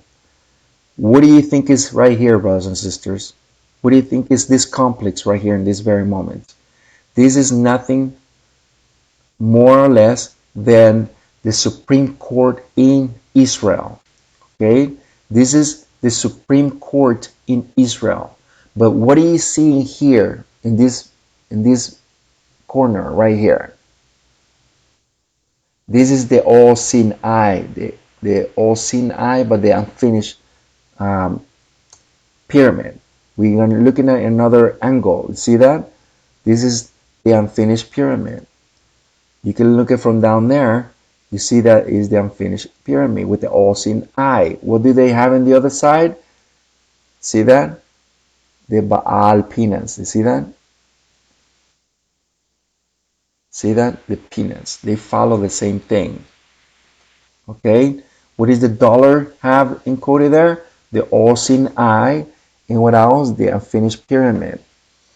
And what it says here, in God we trust, which God do you think they trying to talk about? They're trying to tell you and I.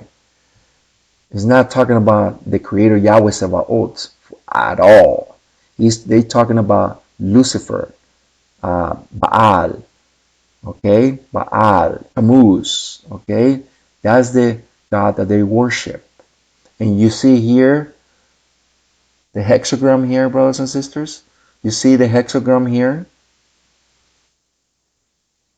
It is all over. We see the pattern of Rome with the eagle, right? You see it all over the and you see the unfinished pyramid with the all-seeing eye. The all-seeing eye, you can see it all over the media, movies. This is higher pattern. We're gonna finish with this. We're gonna finish with this topic.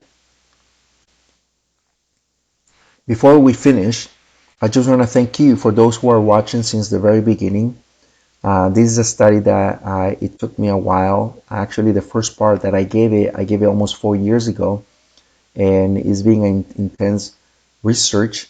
Okay, it's not easy to convey these kind of studies because there's a lot of research that I do. I don't like to bring mediocre research because sometimes it shoots back to you, and I like to do very intense research. And that's why it took me a while to bring the second part. It might be a third part of the Mystery Babylon is yet to come, so bear with me. But I'm very happy that those who joined me from the very beginning, and those who are gonna come later and watch to repeat, because it will be recorded. Also will be on YouTube. I'm gonna upload in YouTube. Okay. But thank you so much for being with us. Let me close with this because I don't want to leave it behind. It's the last topic of today, and it's called the Christus Serapis. The Christus or Serapis Christus is basically what is called today the Jesus Christ, okay, that was made up. The Creed of Nicaea, or the Council of Nicaea, brothers and sisters, it was Jesus Christ was born. The creed that became the declaration of Christian faith was written, decreed, and sanctified in 318 Catholic bishops on the council in 325 AD. Some believe that transformation took place in the Council de Chaldeon on 451 AD.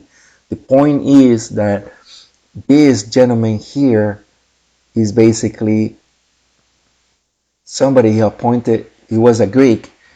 He went to Egypt and he appointed himself as a king in Egypt. And his name was Serapis. Serapis basically means Jesus Christ. That's what it means. Today, most of the movies that try to bring this blue eyes guy, white, with the long hair, and believe me, in the Hebrew culture, there's no such a thing as a long hair.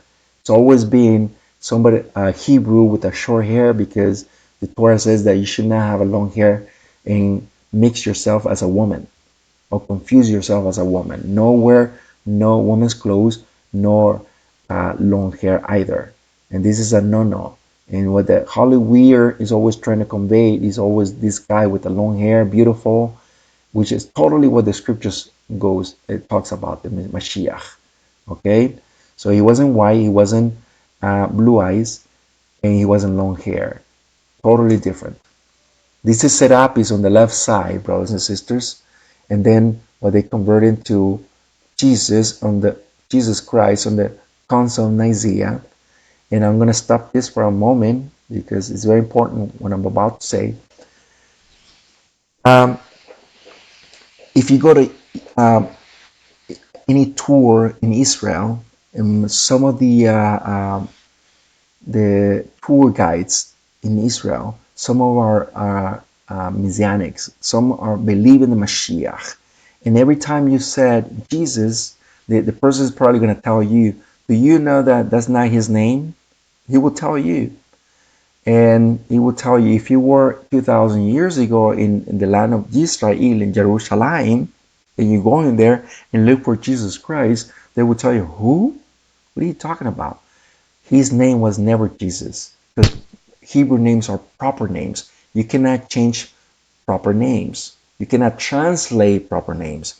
If Chinese man Qin Wen Wang is over there in China, comes here, he's not going to change his translate his name to Robert, okay, Robert Rodriguez. That's not his name. His name will be Qin Wen Wang. The name of the Mashiach, the same thing. His name is Yah'ushua. Yah'ushua means Yahweh saves right now. Okay, so it's very important for you to understand that Jesus Christ was never the name of the Messiah that you see in the Hebrew scriptures or the Toledo Yah'ushua, the Chronicles of Yah'ushua. That's not his name. It's a different guy that they try to portray today in the Christian world. Let me switch back here. So he has other names. His name is Apis. His name is Osiris, Serapis. Okay, this is the Egyptian. Okay, and this is the Greek version. Okay, this is Serapis, and this is the Greek version of Serapis. See very similarities of the Jesus Christ they convey today. Another name is Auzar, Recept, Baal, El, Baal Hamon. The other one is Baal, Romanized, Serapis, Zeus. Okay, yeah, and then later they come Zeus or Jesus. Okay, so all this is very important. Today is very well known as Roman Jesus with a halo on, long hair, blue hair, and dressed as a Roman, because Hebrews didn't wear like this. Hebrews were not wear, only Greeks wear like this kind of garments. Okay, very Greek, and very like a woman. Same thing as the one on the left side. Okay, now let's read this before we close. Who is Serapis? The origin of Jesus Christ. Ptolemy rule was to create a deity that was worshipped by the Egyptians and the Greeks. Look at this. He created Serapis, a Greco-Egyptian god that was invented in the 3rd century BC, before the Common Era. portray as Greek in appearance, but with Egyptian accessories, representing wealth and what else? Resurrection. You see that? This is the Mashiach that you see in the scriptures. This is a Greek Serapis. Okay? So you see a few things here, few pictures, and this is the same guy. Okay? Serapis. The worshippers of Serapis are called Christians. Okay, listen to this. The worshippers of Serapis are called Christians. And those who are dedicated to the god Serapis call themselves what?